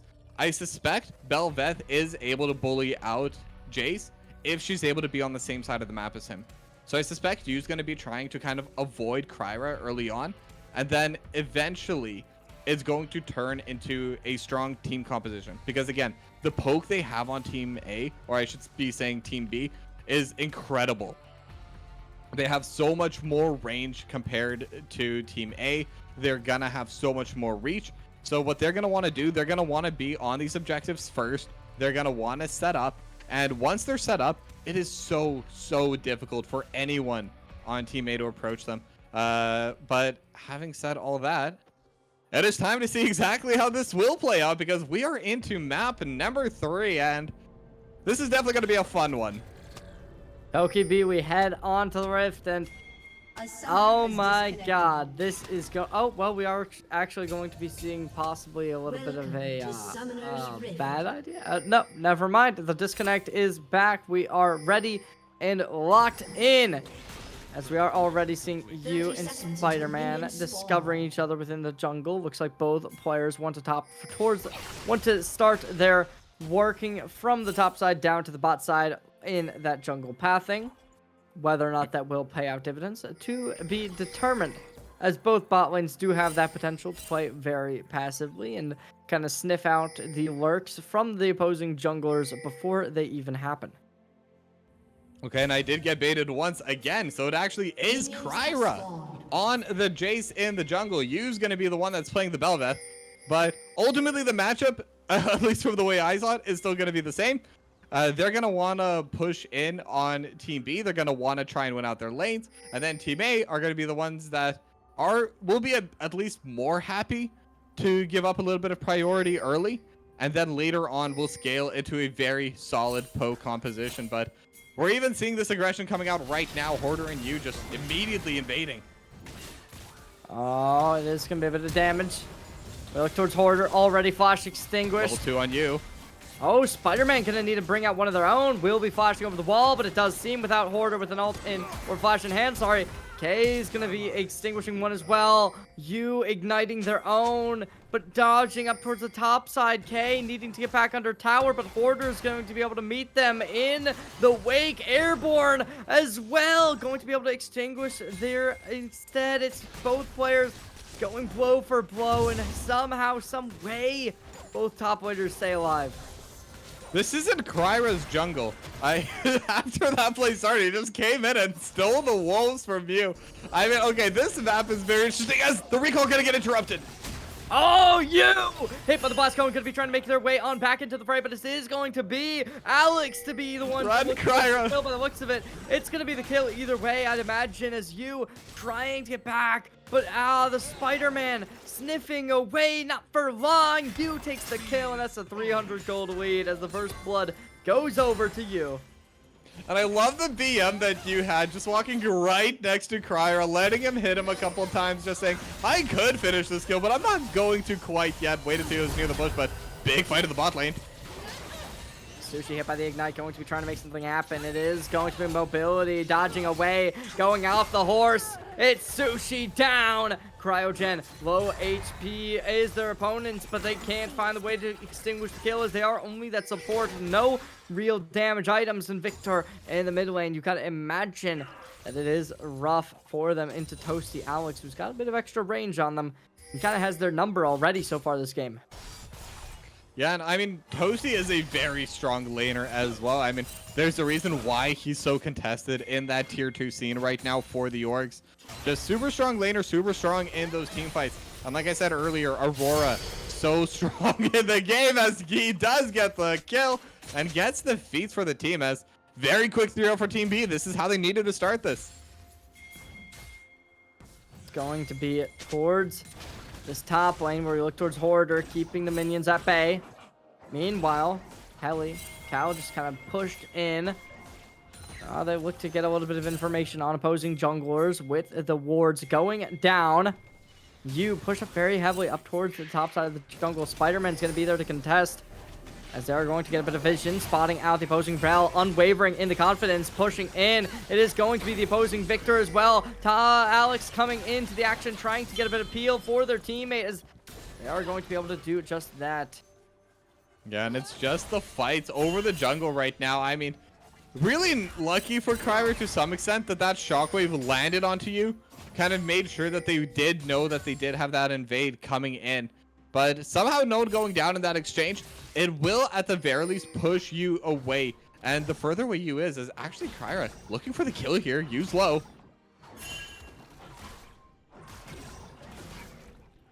Not And gonna be Spider-Man going. coming into the action as they are going to look to steal, but unfortunately unable to find it in the nick of time. Instead, they are looking to get pinched by Hoarder and you both coming into the action. There will be K coming at them, but right now Spider-Man gonna find one for their troubles, but that's about all they're gonna get before Hoarder snatches it right on up. Now on the bot side. Bot side looks good, but Cryogen gets the force flashed out of him as Sushi gonna be hit by the stun. No, flash again, but Mobility still finds the kill, taking it with them. It's a domination down there as it's a double kill, so Radiant Dark online, and it's Mobility completely changing the tide of the last two games. Yeah, Mobility's always been a strong player, will be able to continue pushing that in this time around. And getting 2 kills on the... Hello? Oh? Between Worlds does damage apparently, as there will be another kill in the mid lane. This is a complete change up from game 1 and game 2. Yeah, I mean, Toasty Alex did win the lane over in the previous game, but I gotta say, Mobility right now with Protoss playing so well. And we'll be able to get the boost. We'll be able to get an extra longsword after that last reset. So gonna be a lot of extra AD over Sushi. And these trades are going to be even harder for Sushi and Cryogen to kind of fight around. But one advantage that teammate does have in this bottom lane is they do have the possibility of just saying, Cryogen, you can just lead the lane.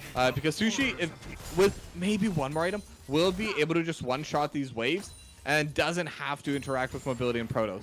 Whereas Cryogen at the same time can kind of be looking to create plays, maybe try and get Hoarder in the top side, maybe invade onto you with Cryer's help, but it will definitely take some time before they get there, because right now it looks like the bot lane of Team B are the ones that are going to get the first move, and they're just going to be looking for Shochi. Yeah, Shochi hit down by 3. That will be the kill by the looks of it. There is going to be a little bit of peel coming in from the Spider-Man, trying to get the flash over the wall. Going to be able to find a little bit of damage, but it is beautiful. Flash out, and they still get taken down. Unfortunately, it is still going to be looking a little bit dominant. Curtain call coming out off the root. It is going to be another Mobility. Snipes him off the board. And it's an 8th kill to be converted. Yeah, and if they didn't get that kill, I would definitely say it was actually worth for Team A, because they were able to push in top and bottom lane. So, but Mobility was able to get that extra kill over top.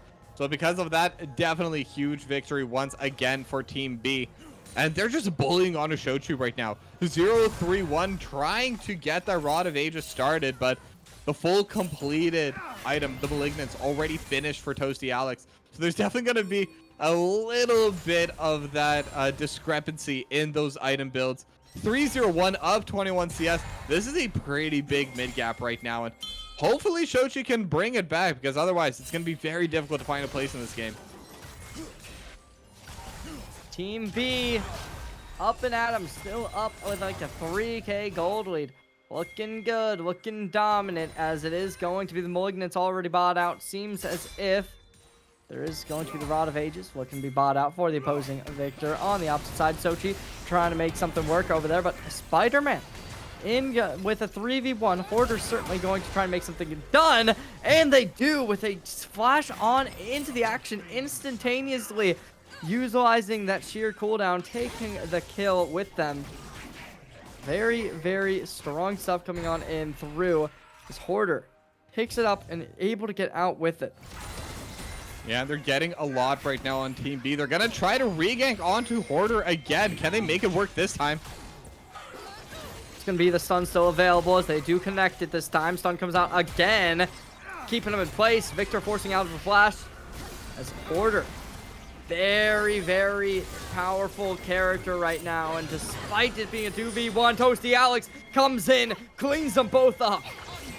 Yeah, we'll be able to get those 5-0-1 now on this Aurora. We'll be able to shove this lane in as well. Might even be able to get a couple plates on the way out because, frankly, there shouldn't be too much threat. But instead, we'll decide to play for tempo, go for the reset. Is now you jumping on a Sushi.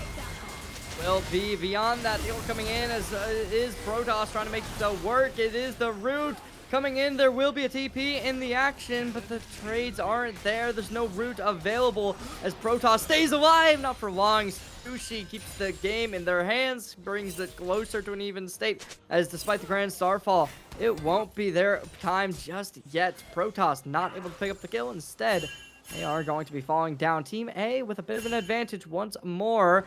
Still, though, down so much, and with the Drake up, certainly seems as if that lead is going to be maintained.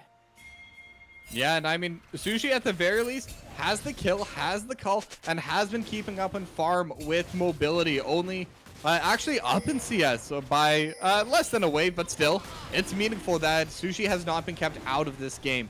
Now, is he behind the pace of what mobility is currently offering? Yes, definitely without question, but this is still going to be a Sivir. She is still going to be able to scale up because she is not being held back right now. But the real danger right now is definitely that mid laner. Toasty Alex, 501, 32 CS up.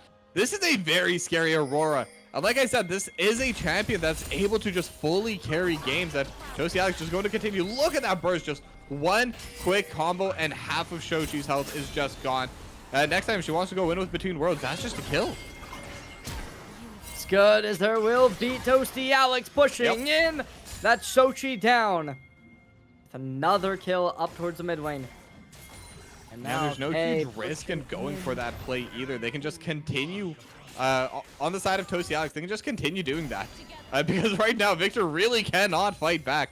He does not have the stats. He does not have the damage. Toasty Alex can basically do that without fear of any repercussion. As long as he knows where Kryra is, where a lot of the other members of Team A are, even if he does end up missing his skill shots and Shochi lands his, it's still not going to be that much damage going into Toasty Alex. There's just not a lot of pressure that Shochi's able to deal to Toasty Alex to kind of try and mitigate some of those trade patterns.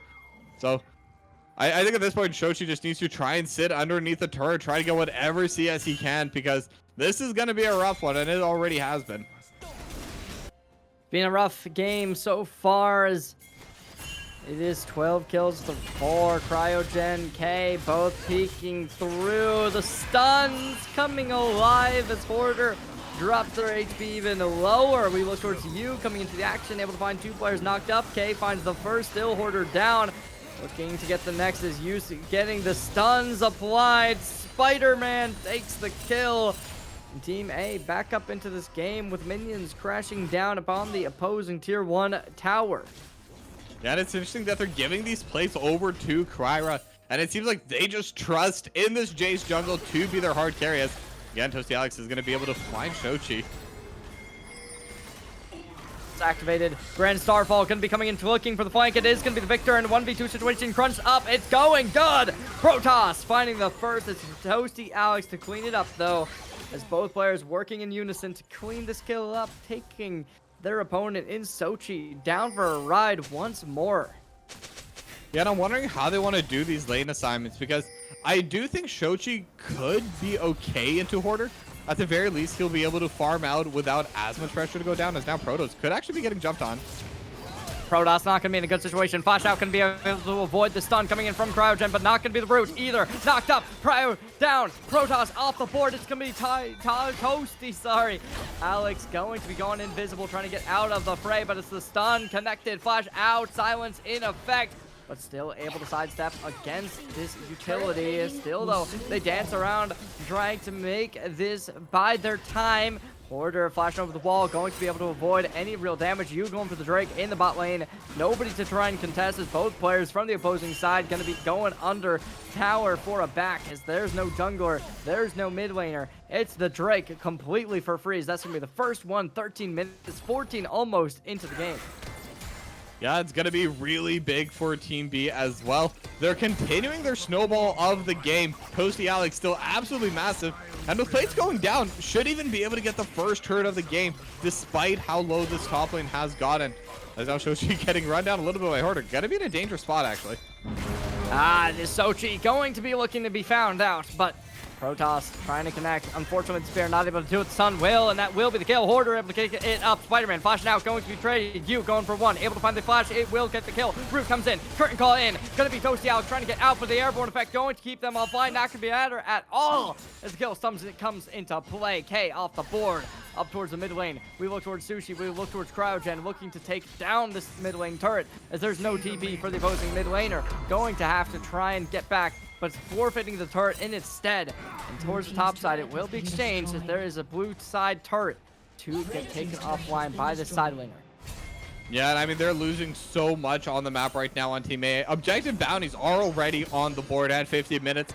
And that's just kind of showing how one-sided this game has been so far. I said this at the start, Team B, their composition, in terms of cohesiveness, in terms of even state, it's not very good. In terms of winning out lanes and snowballing through them, it is very good. And that's exactly what Team B have been doing, and especially on the side of Toasty, Alex, and Protoss. Protoss 026, definitely not the flashiest scoreline, but he has made sure that Toasty Alex is safe, has turned around some of those 2v1s, and basically made sure that this, frankly, objective in the Aurora in the mid lane stays alive and is able to continue growing. Going good. Team A finding their mixture, finding these cohesive plays that they needed. But so far, we really do just kind of look towards Spider-Man as the player to make this work. K as well as being on a pretty good run so far. But the gold picked up by the opposing Yorick gives them from these turrets. Certainly is looking like there's a bit of an equal matchup towards that top side of the map. Thornmail is nice, as it gives you a bit of grievous wounds to be able to neutralize the healing that some of your opponents are going to be gaining, such as that Velbeth, such as that Yorick. Certainly some players that have been able to make a lot of impact on this game state, but I don't know. Toki B, who do you look towards on this Team A squad as kind of somebody who might be able to pop off in a little bit? I am probably going to be looking towards K and Kyra. I think those are the ones that aren't fully behind the pace of the game yet. They're the ones that could still make some plays. So I'd like to see them maybe pair up, maybe have Cryogen join with them, and then just kind of go from there. But at the current state of the game, the gold lead is actually shrinking a little bit, and I think they do have strong poke, as we see Protoss just loses a quarter of his health from one shockwave blast. Now, if you pair that up with the eventual poke that you're gonna get coming out of Shochi, Sushi's going to be able to deal damage over top, and even before the auto attacks come through as a team fight. Oh, a bit of a damage coming on into the application. Going to be Cryogen, take the brunt of this damage, but is the Ignite coming on in. Blast Cone going to be able to force you into a bad situation. There's going to be the Curtain Call, looking to find somebody, but it is just sniping, trying to fish out shots. Not going to be able to connect just yet. It is still K. Push up in the top lane.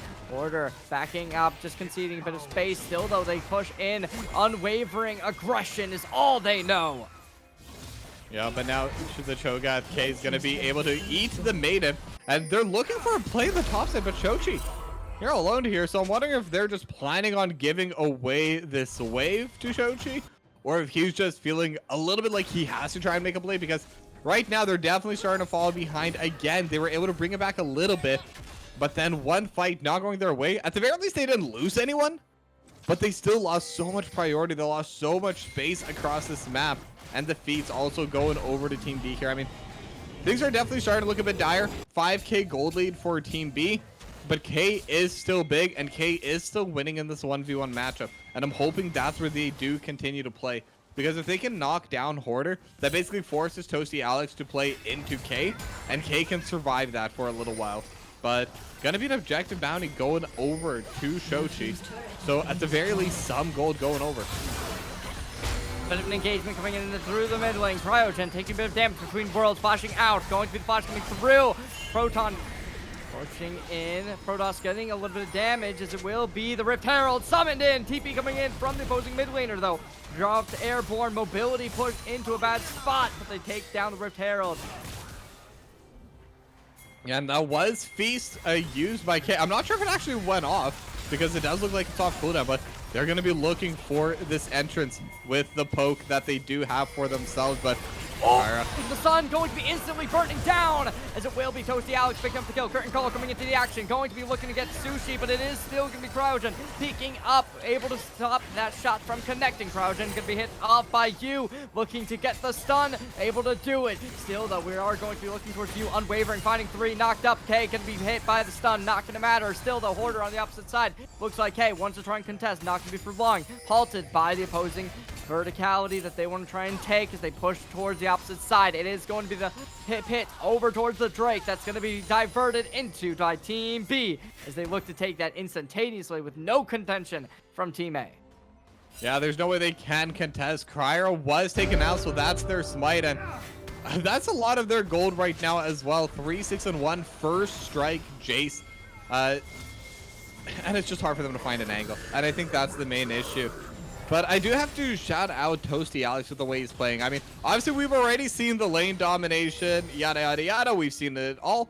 What I want to bring up right now is the fact that it seems that Toasty Alex is very keenly aware of his 700 gold bounty. Because right now, if Toasty Alex goes in, kills 2, and dies, that's a bad trade. That's them losing out on gold. So he's playing on the edge, making sure to still pressure Team A, but also making sure that he's in a safe spot until now. Oh, look at this pot. Oh my god, they're going through the blast cone. Gonna be able to get one. Toasty Alex finds the first K. Gonna be hit by the damage. It's going to be the blast cone coming through once more as it is Hoarder back into the action. Hey, K, they go down. It looks like they're gonna be off the board. Mobility gonna be able to find the kill. Victor as well. Shochi off the board. Double kill comes in. Yu's gonna be the next to fall, but it is going to be only signs of life as Sushi down. 2 players stunned. Grand Starfall in. Gonna be Cryogen running for the hills. Sushi as well looking to possibly take down Protoss, but it's still looking like Protoss just gonna diverge away. They got a lot of players over there, and that forces Sushi to walk back. They don't have that flash, and they know it. As they go on, Otacon's on the table, and it looks like it's next on the chopping block as well. Yeah, it should be a free objective for them if they're able to finish it off, because they don't have the smite. Yu was the one player to go down for Team B in that fight, but with the priority they have, with the pressure they have, should still be theirs. Though, as I'm saying that, there are some pings. Kyra trying to run here as quickly as possible. 3k left. Can they get there in time?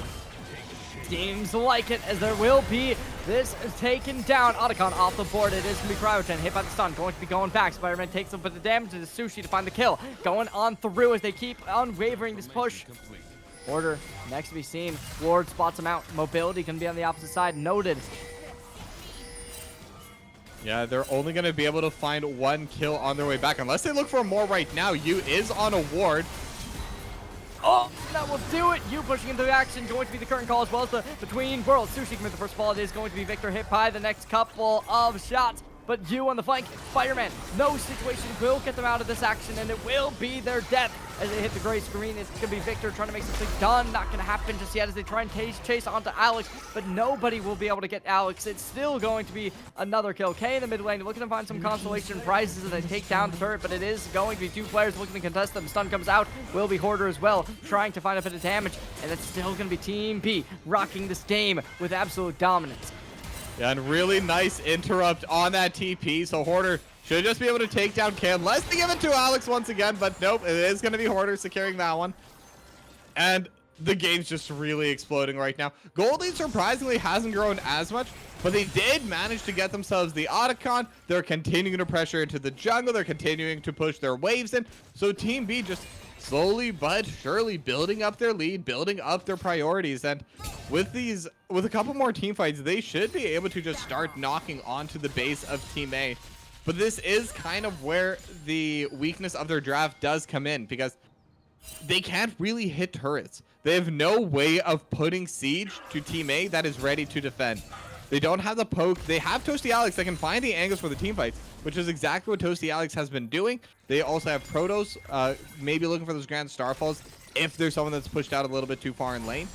But like we're seeing, they're not really able to pressure out the turrets themselves yet. And I think for that, they need 1 or 2 fights. And from then on, then they can just brute force their way in. But especially with the wave clear that they have the Victor and the Sivir on the side of Team A. It's always going to be difficult. But Grand Starfall in the bot lane. A little bit of damage coming in. There will be the Sun as well. But you pushed up so aggressively. Still the mobility pushing in, able to find a little bit of damage. Cryogen on the flank, looking to possibly make some kind of play happen, find a bit of a pinch, but so far, everyone on this blue side of Team B opting down, possibly just looking to play for the next break. It will be in 30 seconds, so that's certainly something that will be an objective. These two teams are They found going to Hoarder. be... Oh, yeah, Hoarder getting completely spotted out. We are going to be seeing a little bit of utility. Hoarder getting knocked up by the opposing Cho'Gath. In the mid lane, it is going to be nothing as the River completely dominates. And in the bot lane, it is going to be a lot of walking. The march comes through as this bot lane turret will be destructed. Red team's turret. Yeah, and I said, can they break the base when Team A is there to defend? But if Team A isn't there to defend, there's really nothing that stops them from just walking right in.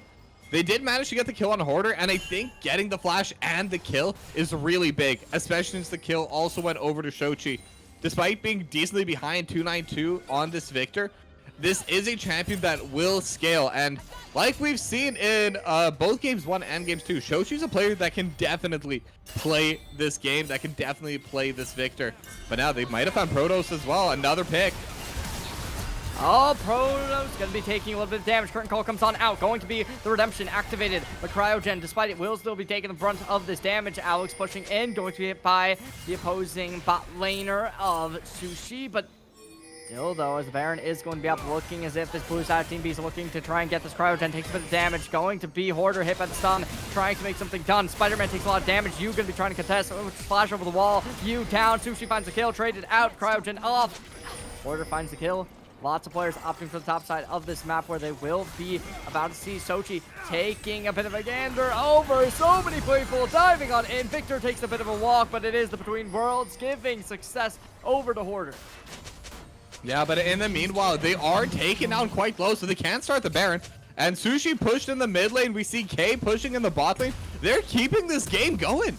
Team A is actually doing quite well, all things said and done. They are not letting this gold lead climb further, and if the game keeps going the way it is, I genuinely see a world where Team A is able to come back. Because right now, I think every one of these trades has been more or less even in terms of the actual gold, in terms of the actual pressure that's been put out on the map. Now, I think the main thing that's going to be scary right now for Team A is they need to try and utilize this gold that they finally have on their characters, on their players, now, because there's going to be soul spawning in 3.5 minutes and Baron is already up. They need to be ready to fight for these objectives. Gullo Crab will be taken, and the Baron will be getting started. Whether or not they go in, Cryogen going over boss, going over the wall, going to be silenced. It's looking good, but Protoss taking the front of this damage. Gonna be very, very volatile when you're playing the support character. When you have so much tankiness, however, it gives you a little bit of leeway. Rather than having to play to your heart's content, you are able to do kind of just having to be a little bit more careful.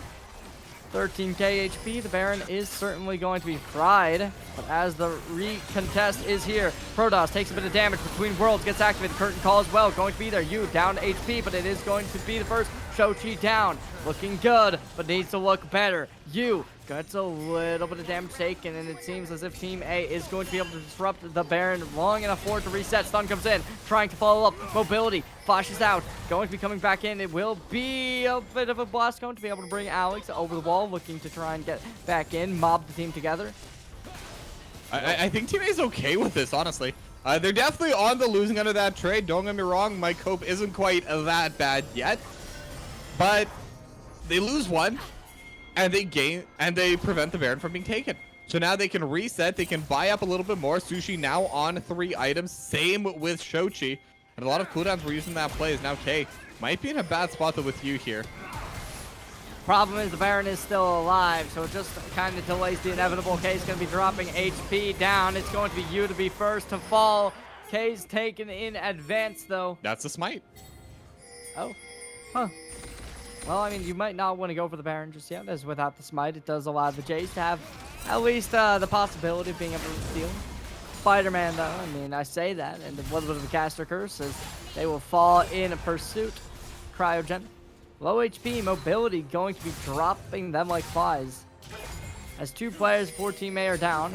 Team B likely to try and go for this, but Sun comes out between worlds. This is going to be Shoki. Instantly taken down. There's the second of Sushi's off the board.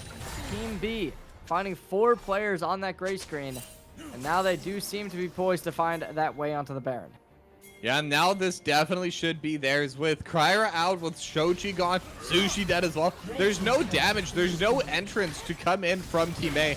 In theory, K with the Flash Feast, but even that's on cooldown, and there's just no way into this. And now with this, they can definitely look to push into the base. And with Soul spawning in a minute, I really want to see Team B just try and end the game here in the next 5 minutes. I want them to just utilize this Baron, just at the very least, I want 2 inhibs from this Baron on its own. And if they're able to get the Soul as well, I want them to be able to just march right in. Because I don't think they're going to get any stronger than they are now. So this is going to be the strongest moment for them in the entire game. Certainly is where this game needs to flip on its head if you're on Team A. Soul about to be taken. Question now becomes, will they be able to find success? You'd imagine the answer will likely be no. Hoarder going to be flashing on into the engagement, trying to find their way onto K, who is just going to stand there and take it, but the TP will inevitably come through as they are down to half HP, looking to try and find a contestant over towards the Drake. The opposing Hoarder will have that TP online, but whether or not they want to utilize it is still a different story. You imagine the answer will likely be no, as they could just utilize this Baron buff to be able to push waves further and further instead of contest for Drake, especially when it is still that Chemtech Soul. You're allowed to concede it.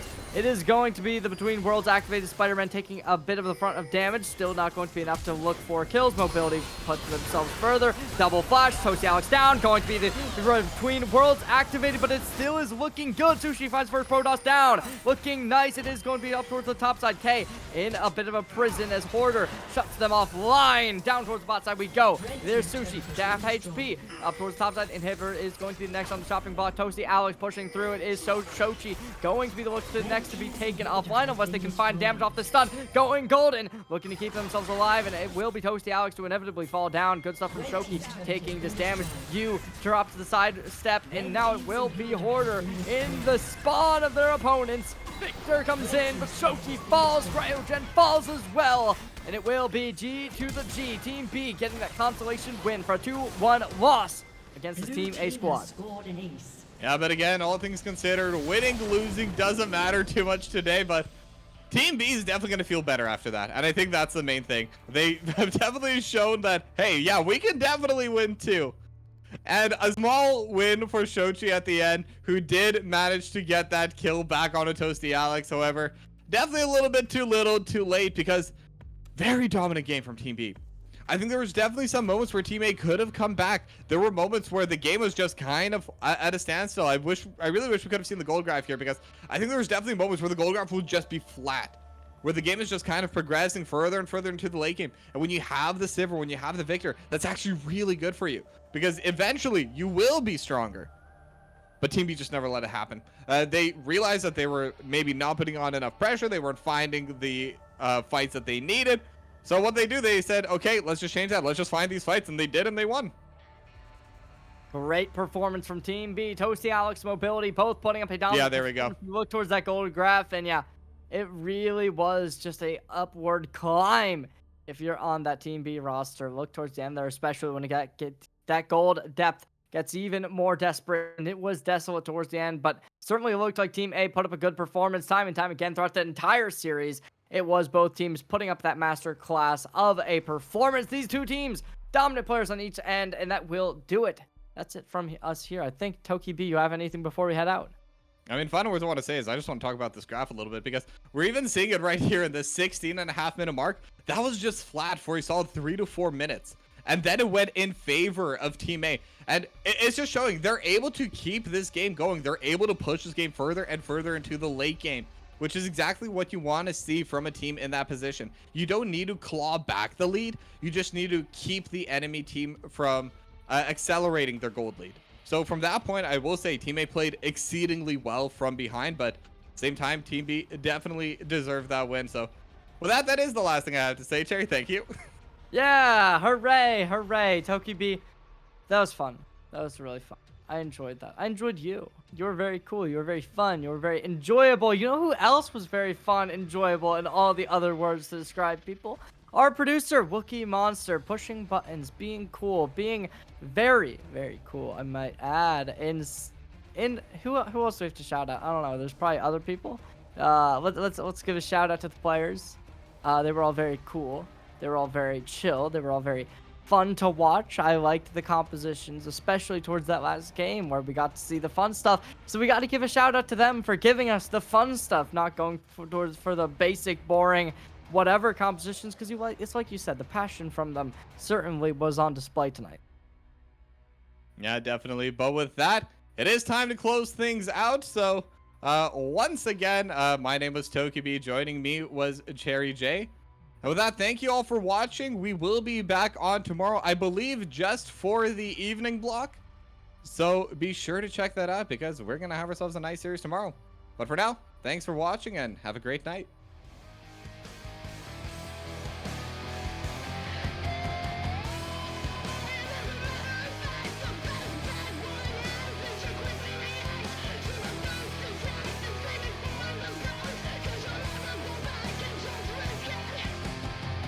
Have you ever really wanted to be a total rebel, flipping tables on the enemy? Did you ever